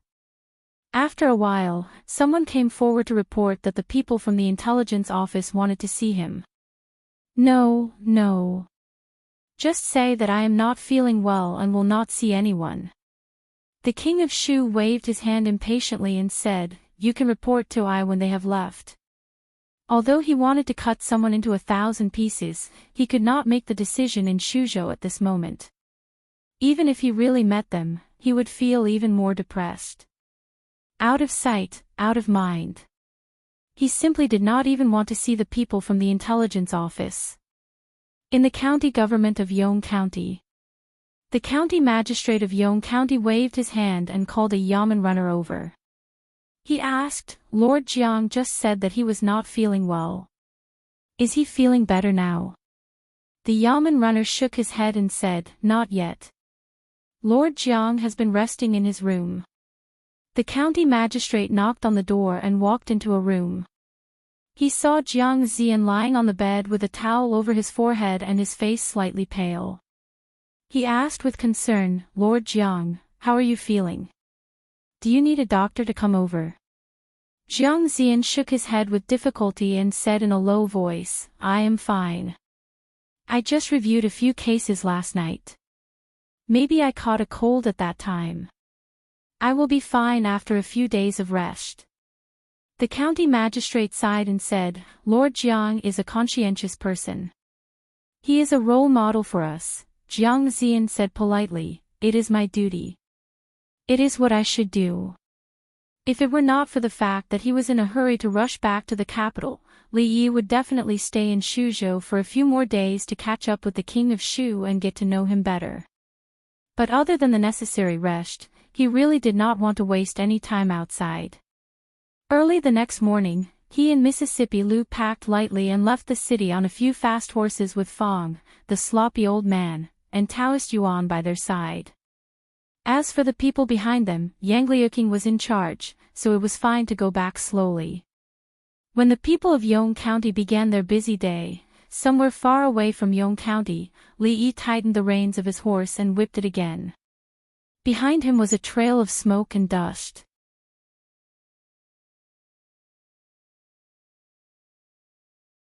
Chapter 732. Did he really leave? Hearing the servant's report, the king of Shu asked again with uncertainty. The servant immediately replied, "It's certain. I saw them leave the city early in the morning." Hearing this, the king of Shu was slightly relieved. Then he was stunned and a trace of anger flashed across his face. The reason for his relief was that the god of plagues had left. The people of the Secret Intelligence Office would naturally leave Shuzhou, and he would regain his absolute control over Shuzhou. As for the reason for his anger, it was because the first prince was relieved because of the departure of an insignificant county marquis. At this moment, the contradiction and entanglement in his heart were really not worth mentioning to others. After changing his expression for a while, he waved his hand to summon a trusted subordinate and gave him a letter, saying, "Send this letter to the Cui family. The treasury had been robbed clean, and there was no way to make money for the time being. If they did not ask for help, the hundreds of people in the mansion of the king of Shu would have no food to eat." The county magistrate of Yong County had learned that County Marquis Li had left Yong County early in the morning. At noon, the people of the Secret Intelligence Office also withdrew from the county government office. Finally gone, he murmured with a long sigh. All the officials of the Jing Kingdom were afraid of the Secret Intelligence Office. In particular, he had nightmares for several days after seeing the general's head fall to the ground. During the days when their people stayed in the county government office, he couldn't even sleep well. After sending away the god of plagues, it was time to celebrate today. Looking up, he saw the lieutenant of the river county coming out of the room with a ruddy face. The county magistrate looked at him and said, "Lord Jiang, you caught a cold. You'd better rest more." Jiang Zian waved his hand and said, "Thank you for your concern. Zian is fine now." Seeing the lieutenant of the river county walking out in high spirits, he didn't look as seriously ill as yesterday. The county magistrate touched his bulging belly and couldn't help sighing. It's good to be young. It was already late June, probably the hottest time of the year. A year ago, because of the unbearable heat in the capital, many people lost their lives. Later on, it became known as the worst summer in decades. This situation, in the summer of this year, had greatly improved. Firstly, it was raining a lot this year, so most of the weather was cool and not too hot. Secondly, even if it was really unbearably hot, they could spend a few copper coins and hide in the brothel for a whole day. The cool breeze from the ice mirror was so comfortable that it could make people moan. Other than the fact that the weather was cooler than usual, for the commoners of the capital, this was a normal summer. The current situation was generally stable. Although there were disagreements with Qi and Zhao, it was limited to some minor skirmishes. Under the deterrence of Tian Fa, a larger-scale war had not broken out yet. As for the affairs of the imperial court, it was not something that ordinary people could worry about. They only heard that the current emperor was ill and the imperial court had not been convened for 2 months. Fortunately, there were 2 prime ministers who were conscientious and conscientious. Everything in the country was running in an orderly manner as usual. Of course, there were also some things that were different from the past. From time to time, there would be new plays in the brothel, which were talked about enthusiastically by the common people. Nowadays, the brothel had become a place for ordinary people to spend their leisure time. More and more people had developed the habit of going there to listen to plays and music after a hard day's work to relax. Moreover, there was the policy that was closely related to them. Women were only allowed to marry after the age of 16. This rule had been written into the law. Not only in the capital, but also in the neighboring counties, it had begun to be implemented. No one would worry about the waste of food if their daughters were raised at home for 3 years. They were eager to have more daughters, because as long as they reached the age of 13, they could be sent to the eldest princess's workshop. A month's salary would be more than enough to feed the whole family. The commoners remembered the princess's kindness, and the officials and nobles did not dare to look down on her. The women's college had been open for more than a few months. Many of the girls and their families who were of the right age were studying there. On the opening day of the women's college, His Majesty and Her Majesty the Empress personally showed up and said some encouraging words, which directly expressed the royal family's attitude. The officials and nobles in the capital also understood that from now on, the girls who graduated from the women's college would be different from those ordinary girls. Compared with the women's college, the Academy of Sciences was a little less famous, because it did not recruit students from the public.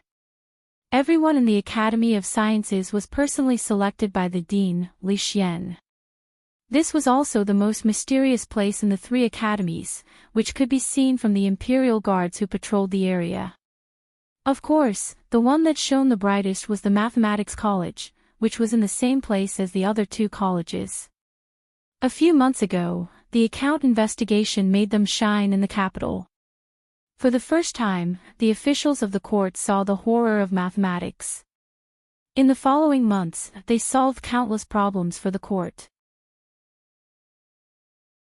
The ministers of the Ministry of Works, the Ministry of Revenue, and the Ministry of War almost fought over some top students in the Mathematics College. His Royal Highness Prince Jean, who had always been regarded as a naughty child by the officials, was like a dazzling star. In a very short period of time, he rose rapidly. When the dean was not around, he temporarily took over the position of dean and managed the academy in good order. Many times, people would selectively ignore that he was just a child who had just turned 11. The capital seemed to be the capital of the past, and there was no earth-shaking change because of the absence of someone. The playboys were still playboys, but they would no longer be escorted to the palace gate and beaten with a wooden plank. The young princes lived safely in the palace and would not be beaten in front of the civil and military officials. The rumor that the king of Shu was the reincarnation of a real dragon and could lead the Jing kingdom to prosperity and power had long disappeared, and was not as rampant as before. However, no matter whether it was the common people or the nobles, at some point in time, some strange thoughts would arise in the heart. The capital seemed to be too peaceful. Compared to a few months ago, it was so peaceful that people were not used to it. When he stood at the city gate again and saw the two words, capital, Li Yi felt an unprecedented sense of familiarity in his heart. County Marquis Li, follow me back to the palace to report. The old Taoist looked at him and said softly, don't let His Majesty wait too long. Report what? We'll talk about it when we have time. Li Yi waved his hand and shook the reins. He turned around and ran along the familiar path. The sloppy old man glanced at the middle-aged Taoist and quickly followed. Taoist priest Yuan, this. A general of the intelligence division looked at the middle-aged Taoist with a troubled expression. I've already sent someone to the palace to report to His Majesty. If this, the middle-aged Taoist waved his hand and said, report as it is. In a small courtyard, a thin figure sat by a stone table. She held her chin with both hands and murmured, it's been 4 months and 9 days. Son-in-law and second miss had been gone for 4 months and 9 days. To her, this was a very, very long time, so long that she could not imagine it in the past. Fortunately, she received news some time ago that they would be back soon. However, they did not say when they would be back, so she could not even count. She maintained this posture, her head swaying left and right. At a certain moment, her eyes were suddenly covered by someone from behind. A familiar voice came from behind. Guess who I am? The little servant girl seemed to be thinner than before. Her face was not as round as before. He still liked Xiao Huan, who had an oval face and some baby fat. In the following days, he must feed her back. Then he felt a warm feeling on his palm. It was also a little wet. Then he heard the little servant girl's choked voice. Son-in-law. She suddenly turned around and hugged Li Yi tightly. She used all her strength and Li Yi's chest was soon wet. The little servant girl was indeed made of water. Li Yi gently patted her head. When he turned around, a figure walked out of the room. The moment their eyes met, time seemed to freeze for a moment. Li Yi looked at the beautiful woman who was smiling at him and said softly, I'm back.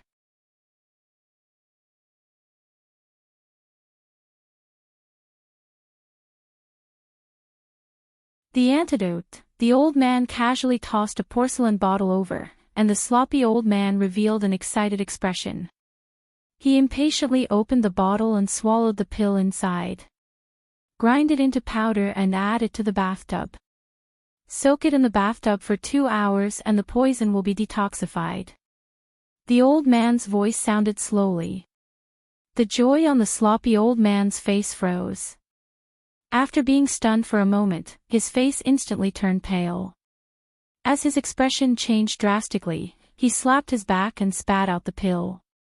Seeing the stain on the ground, although his stomach churned, he let out a long sigh of relief in his heart. On the rocking chair, the old man stretched and said, if it's taken orally, it's also possible. The effect will be better. The sloppy old man's expression froze again.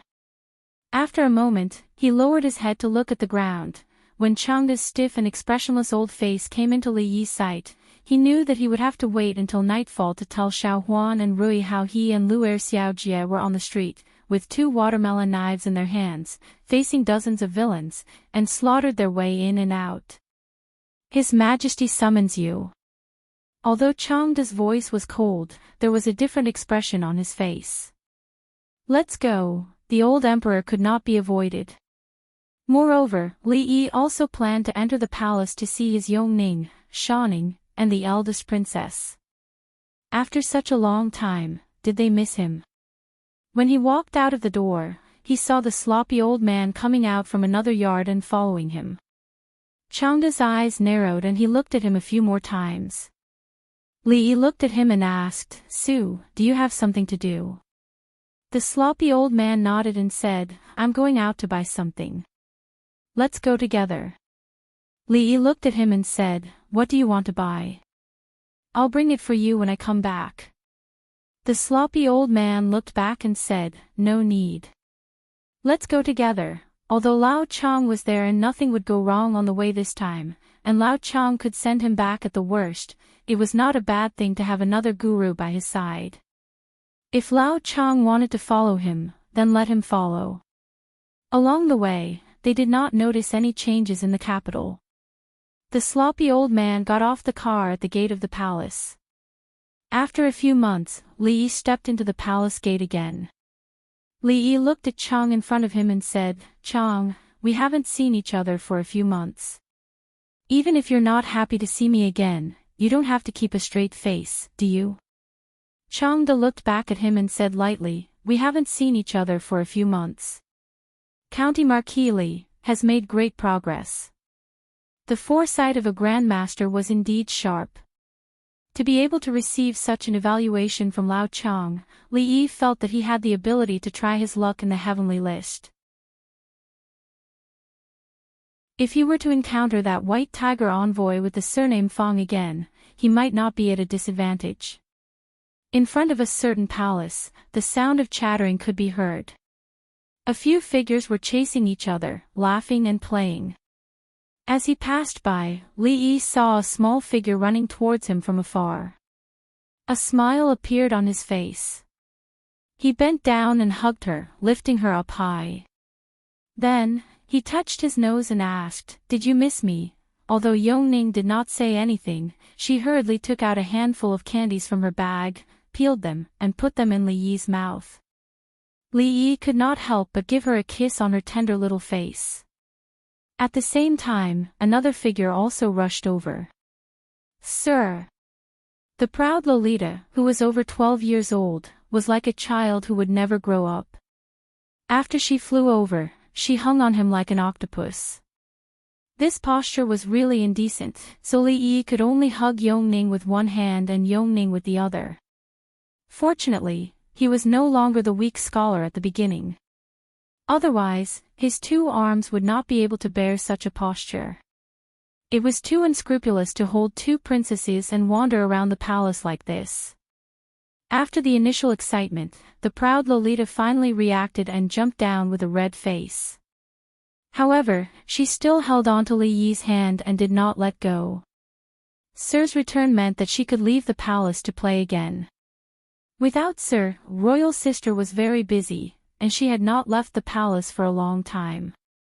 Every time she came to the palace to see the old emperor, it would be the Hall of Diligent Government, the Hall of Legislative Affairs, or the Imperial Garden. This time, it was not any of these three places. When they walked to the door of a palace, Changde reminded him in a low voice, "His Majesty has recently caught a cold. Try not to talk for too long." Li Yi still had a lot of things to do, so he did not want to talk for too long. He nodded and Changde opened the door. Li Yi followed him in. Changde walked to the couch inside and said in a low voice, "Your Majesty, County Marquis Li has arrived." After not seeing him for several months, Emperor Jing seemed to have aged a lot. His face was sickly pale, and his body exuded the color of twilight. Li Yi looked up and took a step forward. He suppressed the shock in his heart and bowed, "This subject greets your Majesty."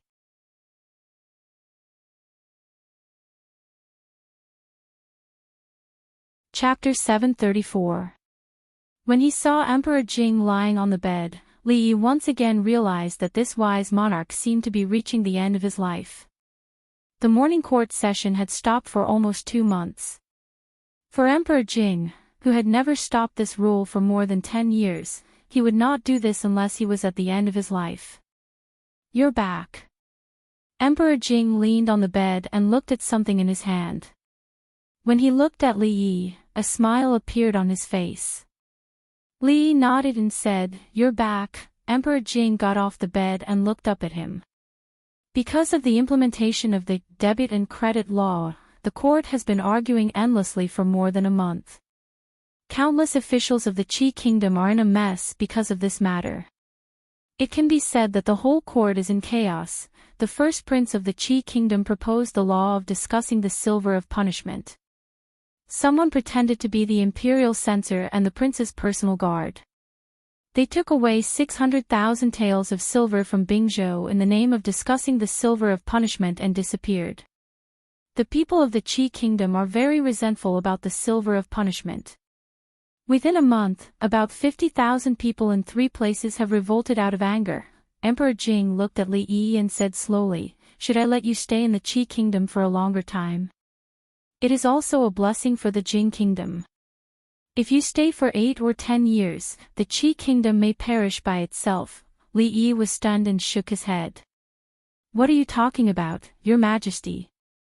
I don't understand." He really didn't know about the uprising. Even if there was an uprising, it had nothing to do with him. He couldn't take the blame for everything. The people of the Qi kingdom revolted because of such a trivial matter. Their hearts were really fragile. "It's good that you are safe." Emperor Jing waved his hand and didn't care. He said, "For the next few days, you should rest at home. Put other things aside for the time being." The other things he mentioned were naturally the affairs of the academy. In fact, there was also the Academy of Sciences. A few months was enough for him to understand that between the 2 academies, perhaps the latter was more important. No matter which one it was, Li Yi would be able to play an important role. Even if the old emperor didn't mention it, Li Yi would have mentioned it anyway. Rui was pregnant, and he had been away from home for nearly 5 months. He was really not a responsible husband. In the future, he naturally had to make up for it. How could he have the mood to care about other trivial things? No matter what, he had to take 2 years of paternity leave first. As for the academy, Li Han, that little fellow, was managing it pretty well. It was good enough for him to be the Grand Dean. Opportunities had to be left to these young people. While Li Yi was thinking about these things, Jing Di's gaze was always on him. The fact that Li Yi was abducted was indeed far beyond his expectations. However, even though he was abducted, he was still able to stir up such a great storm in the Qi kingdom, stirring up the imperial court, and forcing the people of several lands in the Qi kingdom to rebel. This indirectly eased the friction between the 2 kingdoms. Because they had to divide their energy to deal with the internal strife in the Qi kingdom, it wasn't that he didn't think about the matter of discussing the silver of guilt. He weighed the pros and cons in his heart, but in the end, it was rejected by Li Yi. At that time, in his heart, there was a slight doubt about the seriousness of this matter. However, after learning the news from the Qi kingdom, the trace of doubt in his heart disappeared completely. Although Li Yi usually didn't reveal his talents, his vision and judgment were rarely wrong. The only thing that had never changed was his lazy personality, which made people feel helpless from the beginning. A strange sound came from the hall, interrupting Jing Di's thoughts. He looked at Li Yi again. Li Yi touched his belly awkwardly and said, "I came out in a hurry just now, so I didn't eat much today. Ask the catering company to prepare something and send it over." Jing Di looked at Changde and ordered, "It just so happens that I am a little hungry." Li Yi didn't have time to refuse. In fact, what he meant was, "Are you done? If you haven't finished, hurry up and say it. If you are done, I will go back to eat." There are still a lot of things waiting to be done, however, he couldn't say this. If he angered the old emperor to death, he couldn't beat Chang. The catering company moved very quickly. It was very likely that it had been prepared a long time ago. Jing Di usually ate light food, and this time was naturally no exception. Li Yi wasn't proud of being able to eat with the emperor often. When Mississippi Lu was recuperating, they had been eating light food. It wasn't easy for them to come back, so they had to eat something, right? Moreover, this wasn't the only reason. There was another reason that he couldn't point out. The old emperor ate with relish alone, and Changda's old face relaxed a little as he looked at him. Li Yi raised his head to look at Changda. He thought of what he had just said, and then looked at the old emperor. He couldn't help but have a strange feeling in his heart. He had to accompany him to eat for the emperor to have an appetite. Was this an abnormal hobby that the old emperor had developed in Ning Wang Fu? As he was thinking, Jingdi raised his head to look at him and asked, "Why aren't you eating? Is the food not to your taste?" Li Yi wanted to say something but stopped. He finally asked, "Has your Majesty caught a cold these past 2 days? It's no longer a problem." Jingdi coughed lightly and said, "If it is not to your taste, Shen will order the catering company to make something else." Li Yi had a difficult expression on his face. "Your Majesty knows that this official's wife is pregnant and her body is weak. If this official also catches a cold," Jingdi was very smart. Before Li Yi finished speaking, he understood what he meant. Then the expression on his face became a little dazed. Was he disdaining him? Disdaining the monarch of a country? Disdaining this matter that was regarded as a special honor by countless people? Even the 2 prime ministers in the court did not have the special honor of eating with him. Even if the ministers of the 6 departments received such an honor, they would most likely bathe and fast for 3 days, be deeply grateful, and kneel down to thank the emperor for his grace. But now, he was actually disdained by someone. Jingdi raised his head and saw his innocent face.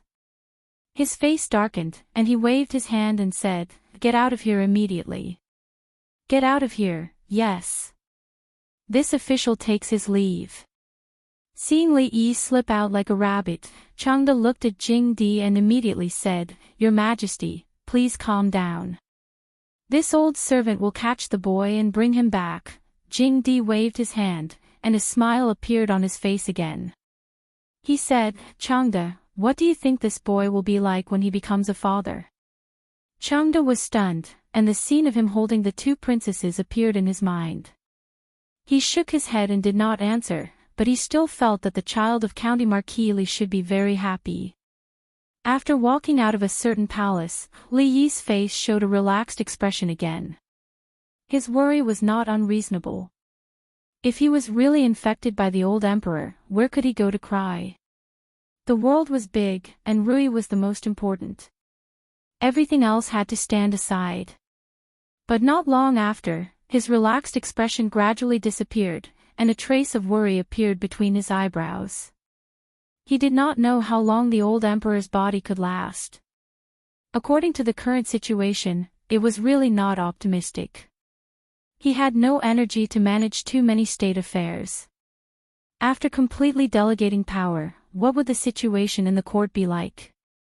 "I'm afraid I have to make plans early." When passing by a certain place in the palace, Li Yi habitually stopped. You should be faster. Can you afford to make a mistake?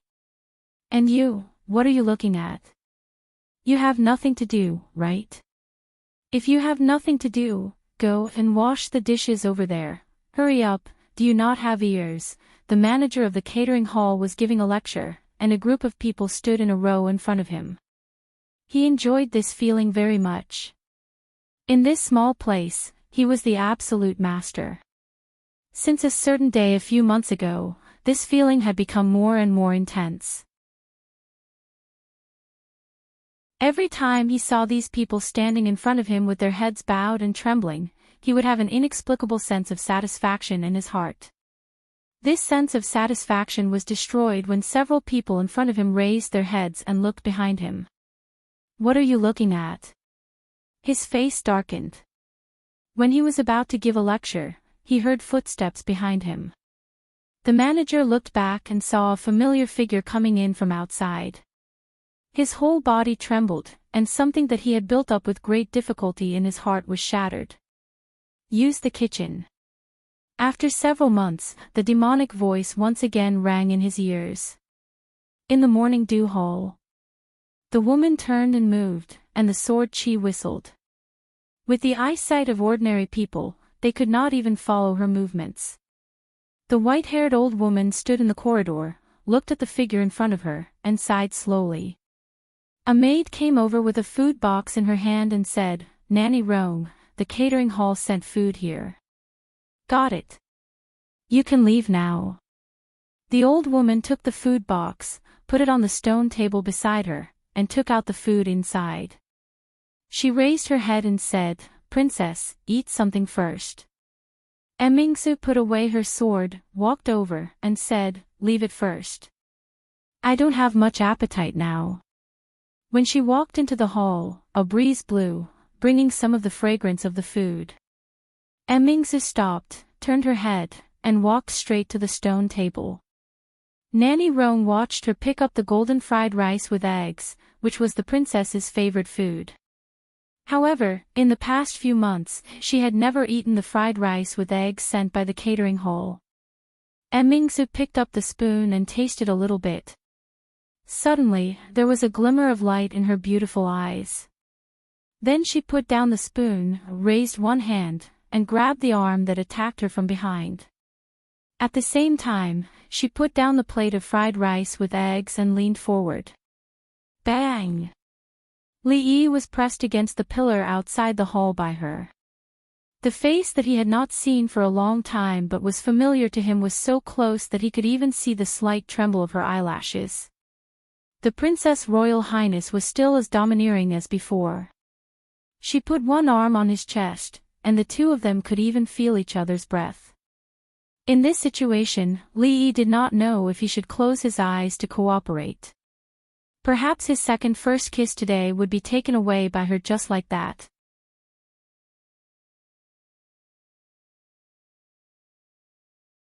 Chapter 735.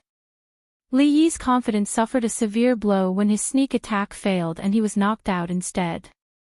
In these 5 months, in terms of training, he did not slack off at all. He slept very well every day. Even if he did not become a grandmaster expert like Ru Yi, unrivaled in the pugilistic world, he could at least be called a hero, right? But even if it was a sneak attack, Princess Royal could force him to the wall while eating, which made him doubt his strength. "You've made a lot of progress." Emingsu said this while eating egg fried rice, which was a blatant irony. Thinking that she was on par with second Miss Liu, she felt a little better in her heart. Emingsu threw a jar of wine over. Li Yi caught it and threw it back. "You're pregnant, so you can't drink." Emingsu nodded, patted the lid, and drank by herself. When the wine from the palace was sent here, it was served in exquisite utensils. Such a bold and unrestrained scene could only be seen in the morning dew hall.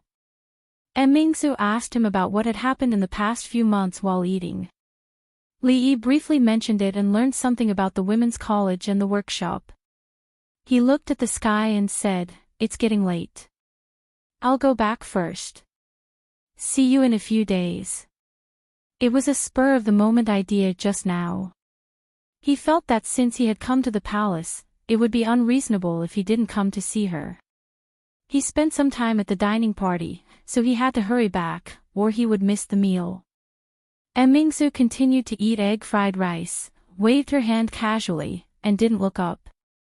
Her action seemed to be careless, but half an hour later, when there was a sword whistling in the back hall, Nanny Rong still found that the sword in her hand was no longer as heavy as before, and it was a little more flexible and light. After having a clear understanding of his own strength, Li Yi planned to let Chang send him back. Not to mention Taoist Nun, even if there was a master as powerful as Princess Royal, the guards on the surface and in the dark, and himself, he was afraid that he would not be able to defeat her. However, when he walked out of the palace gate, Li Yi couldn't help but be startled. The sloppy old man squatted under a big tree not far away, directly facing the palace gate. There were already a lot of candy wrappers on the ground. Li Yi walked over, looked at him and asked in surprise, "Didn't Sue have something to buy? Why are you still here?" The sloppy old man straightened up and said, "I've already bought it. Do you want to go back? It's on the way." If the sloppy old man was passing by, then Chang wouldn't have anything to do with it. If there were really 2 grandmasters who had come together to kidnap him, Li Yi would accept it. Su Tian, Chang stood at the gate of the palace and watched the carriage leave. He thought of what Daoist Yuan had said before, and after spitting out the name, his eyes narrowed. On a certain street in Jingdo, the sloppy old man pointed forward and said, it seems like this is not the way to go back. That road is blocked. It's faster to go here. Listen to me, you're right. When the carriage reached a certain place, Li waved his hand and jumped out of the carriage. He said, Sue, wait here for a moment. I'll be right back. As he said this, he had already walked into the alley. Willow Alley was still Willow Alley. People came and went in the brothel next to the alley, but there were not many customers in the tea house in the alley. This was because the cost of the tea house was not low. Unknowingly, most people were blocked outside. At this moment, at a seat near the window of the tea house, a few young people looked out and saw a figure walking into the courtyard inside. At that moment, one of them couldn't help but chuckle. Ha, another one who doesn't know the immensity of heaven and earth. After everyone looked over, there were a few whispers among themselves. I'm afraid he hasn't recognized himself yet. If it was so easy to see the goddess of Luo Shui, why would we be sitting here drinking tea? Wait until he gets the cold shoulder a few times and comes to his senses. I'm afraid there will be another person here drinking tea. The few of them didn't hide the sarcasm and laughter on their faces. They, who had gotten the cold shoulder countless times, could already imagine the look on the servant girl's face when she came out. Li Yi didn't notice the few people in the tea house watching him make a fool of himself. After standing outside for a long time, he raised his hand and knocked on the door. The sound of footsteps came from inside, but the door didn't open. Then, there was a clear and angry voice. Miss is not here. Don't come again. Li Yi was startled. When did Xiao Chui, this servant girl, become so fierce? He knocked on the door again. The footsteps had already gone far away, but they soon came closer. The courtyard door opened with a creak, and Xiao Chui poked her head out. She said with a bit of anger, How many times have I told you, don't come here, miss? She originally had a straight face as if she was lecturing them. Halfway through her sentence, her eyes suddenly widened and her voice became softer. Then, she rubbed her eyes in disbelief. After taking a closer look, she still didn't believe it, so she prepared to rub her eyes again. Li Yi pulled her face. It was very elastic and full of collagen. After not seeing her for a few months, she was slightly fatter than before. It seemed that she had been eating well these days. He walked in by himself and asked, Is Ruoqing and your miss here? In the tea house opposite, the few young people who saw this scene all widened their eyes at the same time. He just pinched the servant girl's face. He just walked in like that. What right does he have? Voices of surprise and disbelief rang out. The sarcasm in the few people's hearts immediately turned into jealousy and anger. They had also visited countless times. Not only did they not see the Luo Shui goddess, they didn't even step into the courtyard. What right did this newcomer have to go in and pinch the servant girl's face? Immediately, one of them stood up and angrily asked the few people outside the tea house, Why didn't you stop him? Although he was still a little afraid of those people, the anger in his heart took the upper hand at this moment. At the entrance of the tea house, a man who sat there every day drinking tea asked in surprise, Did I see wrongly? One of his companions said, I saw it too. It should be right. As the two of them suppressed the shock in their hearts, they saw the young man walking over and questioning them loudly. He raised his head and glanced at him. Scram! If you don't scram, I'll break your legs. It was obvious that he had suffered a lot from these people. The young man retracted his head and left dejectedly. Xiao Chui came back to her senses. After closing the door, she immediately ran over and exclaimed in surprise, Li, you're back.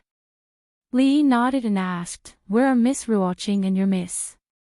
Sister Ruoqing and Miss left early in the morning. I don't know when they will be back. Xiao Chui looked at him and added, They really aren't here this time. Li, sit here for a while. I'll go pour you some tea. Seeing Xiao Chui run off quickly, Li Yi did not sit down at the stone table.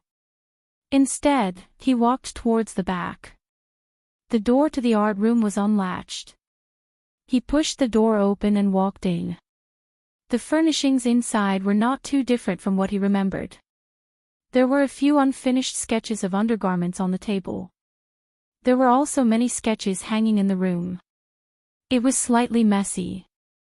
When he turned around to leave, he turned his head again and picked up a drawing on the table. Underneath it was also an unfinished drawing. It was a drawing of a young man bent over a table, painting. Li Yi stared at it for a long time before putting it back in its original position. Xiao Chui walked in with a cup of tea and said, "Miss and Sister Ruoqing might have gone to a brothel. I don't know where they went and when they will be back." "It's fine." Li Yi took the teacup and walked out of the art room. After taking a sip, he placed it on the stone table in the courtyard. His gaze looked around. Not long after, he turned back and smiled at Xiao Chui, saying, "When they come back, remember to tell me. I'll be leaving first." Li Yi walked out of the door, passed through Willow Lane, and got on the carriage. The sloppy old man glanced at him and said, "I just went over to take a look. That road is not blocked." Li Yi put down the curtain and said, "It's been blocked."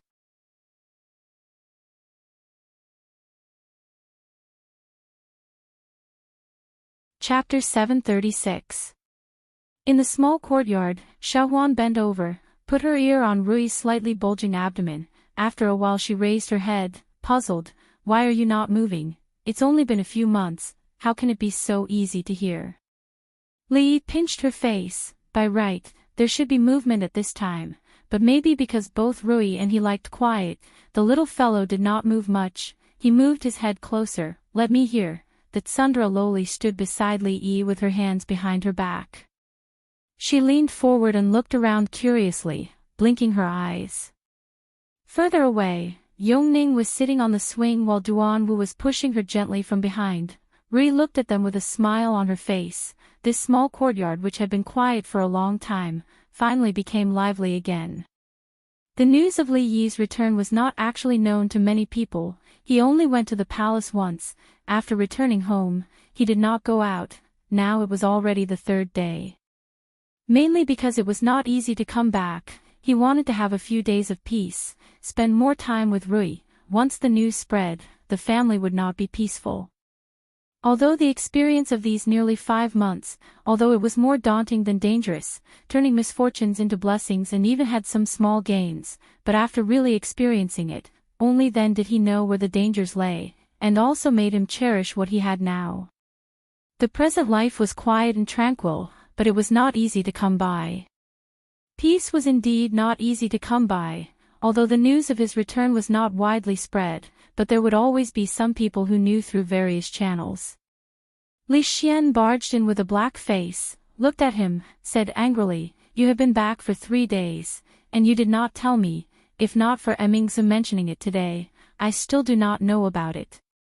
It was Li Yi's decision not to tell him for the time being. This fellow never thought of him when there were good things, but he could not forget troublesome things. If he wanted to live a leisurely life, he must avoid him. His dark face was obviously just an act. Li Xian had always been heartless, and his eyes were only filled with those strange things. The next second, an unconcealable joy appeared on his face, and he said, "Let's go out and have a drink to celebrate. Let's go to the Jade Courtyard, the old place." Fang, on the other hand, nodded his head fiercely, seemingly agreeing with this suggestion. Li Yi waved his hand and said, "I won't be going to the Jade Field Courtyard. Since you're already here, stay for a meal." Li Xian asked, "Do you cook?" Li Yi nodded. In the days to come, Rui's 3 meals a day, he didn't plan on borrowing other people's hands.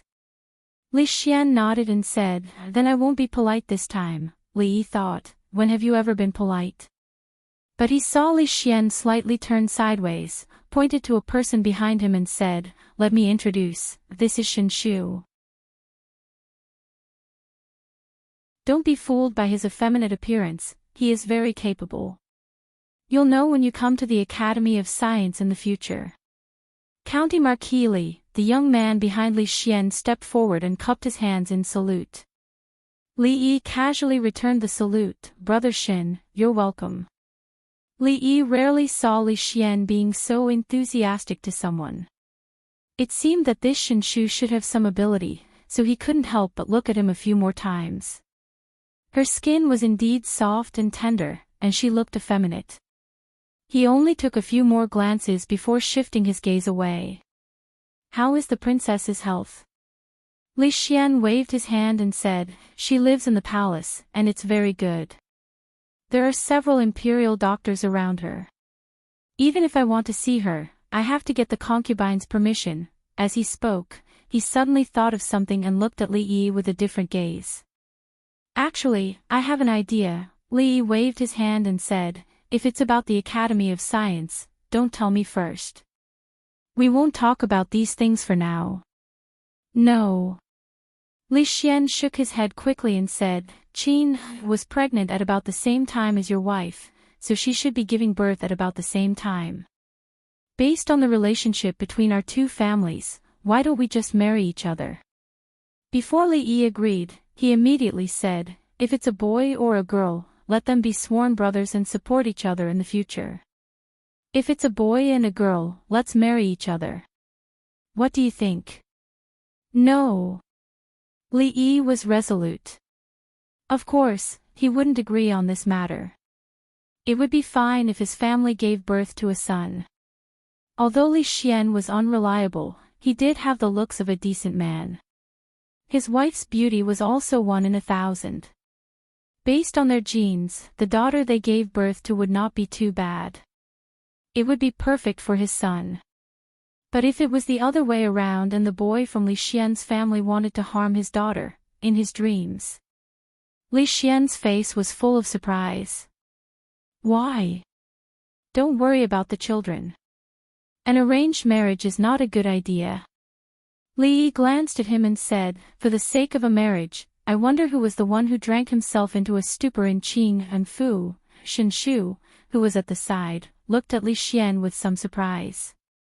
It seemed that he had not expected him to have such a past.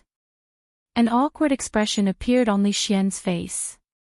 He hurriedly said, aren't we doing quite well now? Although he said this, there was not much confidence in his voice. It was clear that those days in the past were still fresh in his mind. Li Yi stood up, dusted his hands, and walked towards the kitchen. What Li Xian had said just now had its merits. It was fine to become sworn brothers, but as for the good of the Qin gene, that would depend on fate. In his previous life, he did not have a deep understanding of how scary an arranged marriage was. But now, he hated it with all his heart. For Li Xian and the heir's consort to have a happy ending, there were some coincidental factors involved. However, what happened to him involved the grudges between 2 generations. Even now, he still couldn't let go of it. That matter had become a dead knot. Li Xian freeloaded this meal without any pressure. During the meal, he talked about some of the problems that the Academy of Sciences was currently facing. Li Yi only gave him pointers where necessary. For Li Xian, the process of exploration and discovery was what gave him a sense of satisfaction. Don't tell anyone that I'm back for the time being. Before Li Xian left, Li Yi reminded him again. Although there were still many things to do, Li Yi did not want to be disturbed by other things at the moment. Li Xian waved his hand to indicate that he understood. Walking out of the courtyard, he habitually put his arm around Shin Shu's shoulder and said with a smile, this guy is like this. When you go back, remember not to tell anyone. Shin Shu frowned. He was still not used to his warmth. He discreetly removed his arm and said in a low voice, got it. Li Xian touched his nose and said, I say, can you be more like a man? You are so effeminate. Which girl will be willing to marry you in the future? None of your business. Shin Shu's voice finally rose a pitch. In the small courtyard, Li Yi could no longer hear these voices outside. He stood behind Rui and gently massaged her shoulders. Rui was still a little unaccustomed to this, but it was not appropriate for her to say it. She changed the topic and said, "What Princely Xian said just now, are you really not going to consider it?" Li Yi shook his head and said, "Marriage is not a child's play. How can we be so hasty and set a marriage for them so casually? I'm afraid that they will blame us." After a moment of silence, Rui said in a low voice, "Then, what about us?" Li Yi stopped what he was doing. He thought for a moment and said, "Don't forget, you were the one who snatched me away. You weren't careless at all." You're tuning into the LoveLore Library YouTube channel. We're so grateful for your support, and don't forget to subscribe to join us on this incredible journey through captivating stories. Your generosity through donations truly makes a world of difference, as it's the primary source of revenue that allows me to expand and enhance this channel for you. Thank you from the bottom of my heart for being a part of this adventure.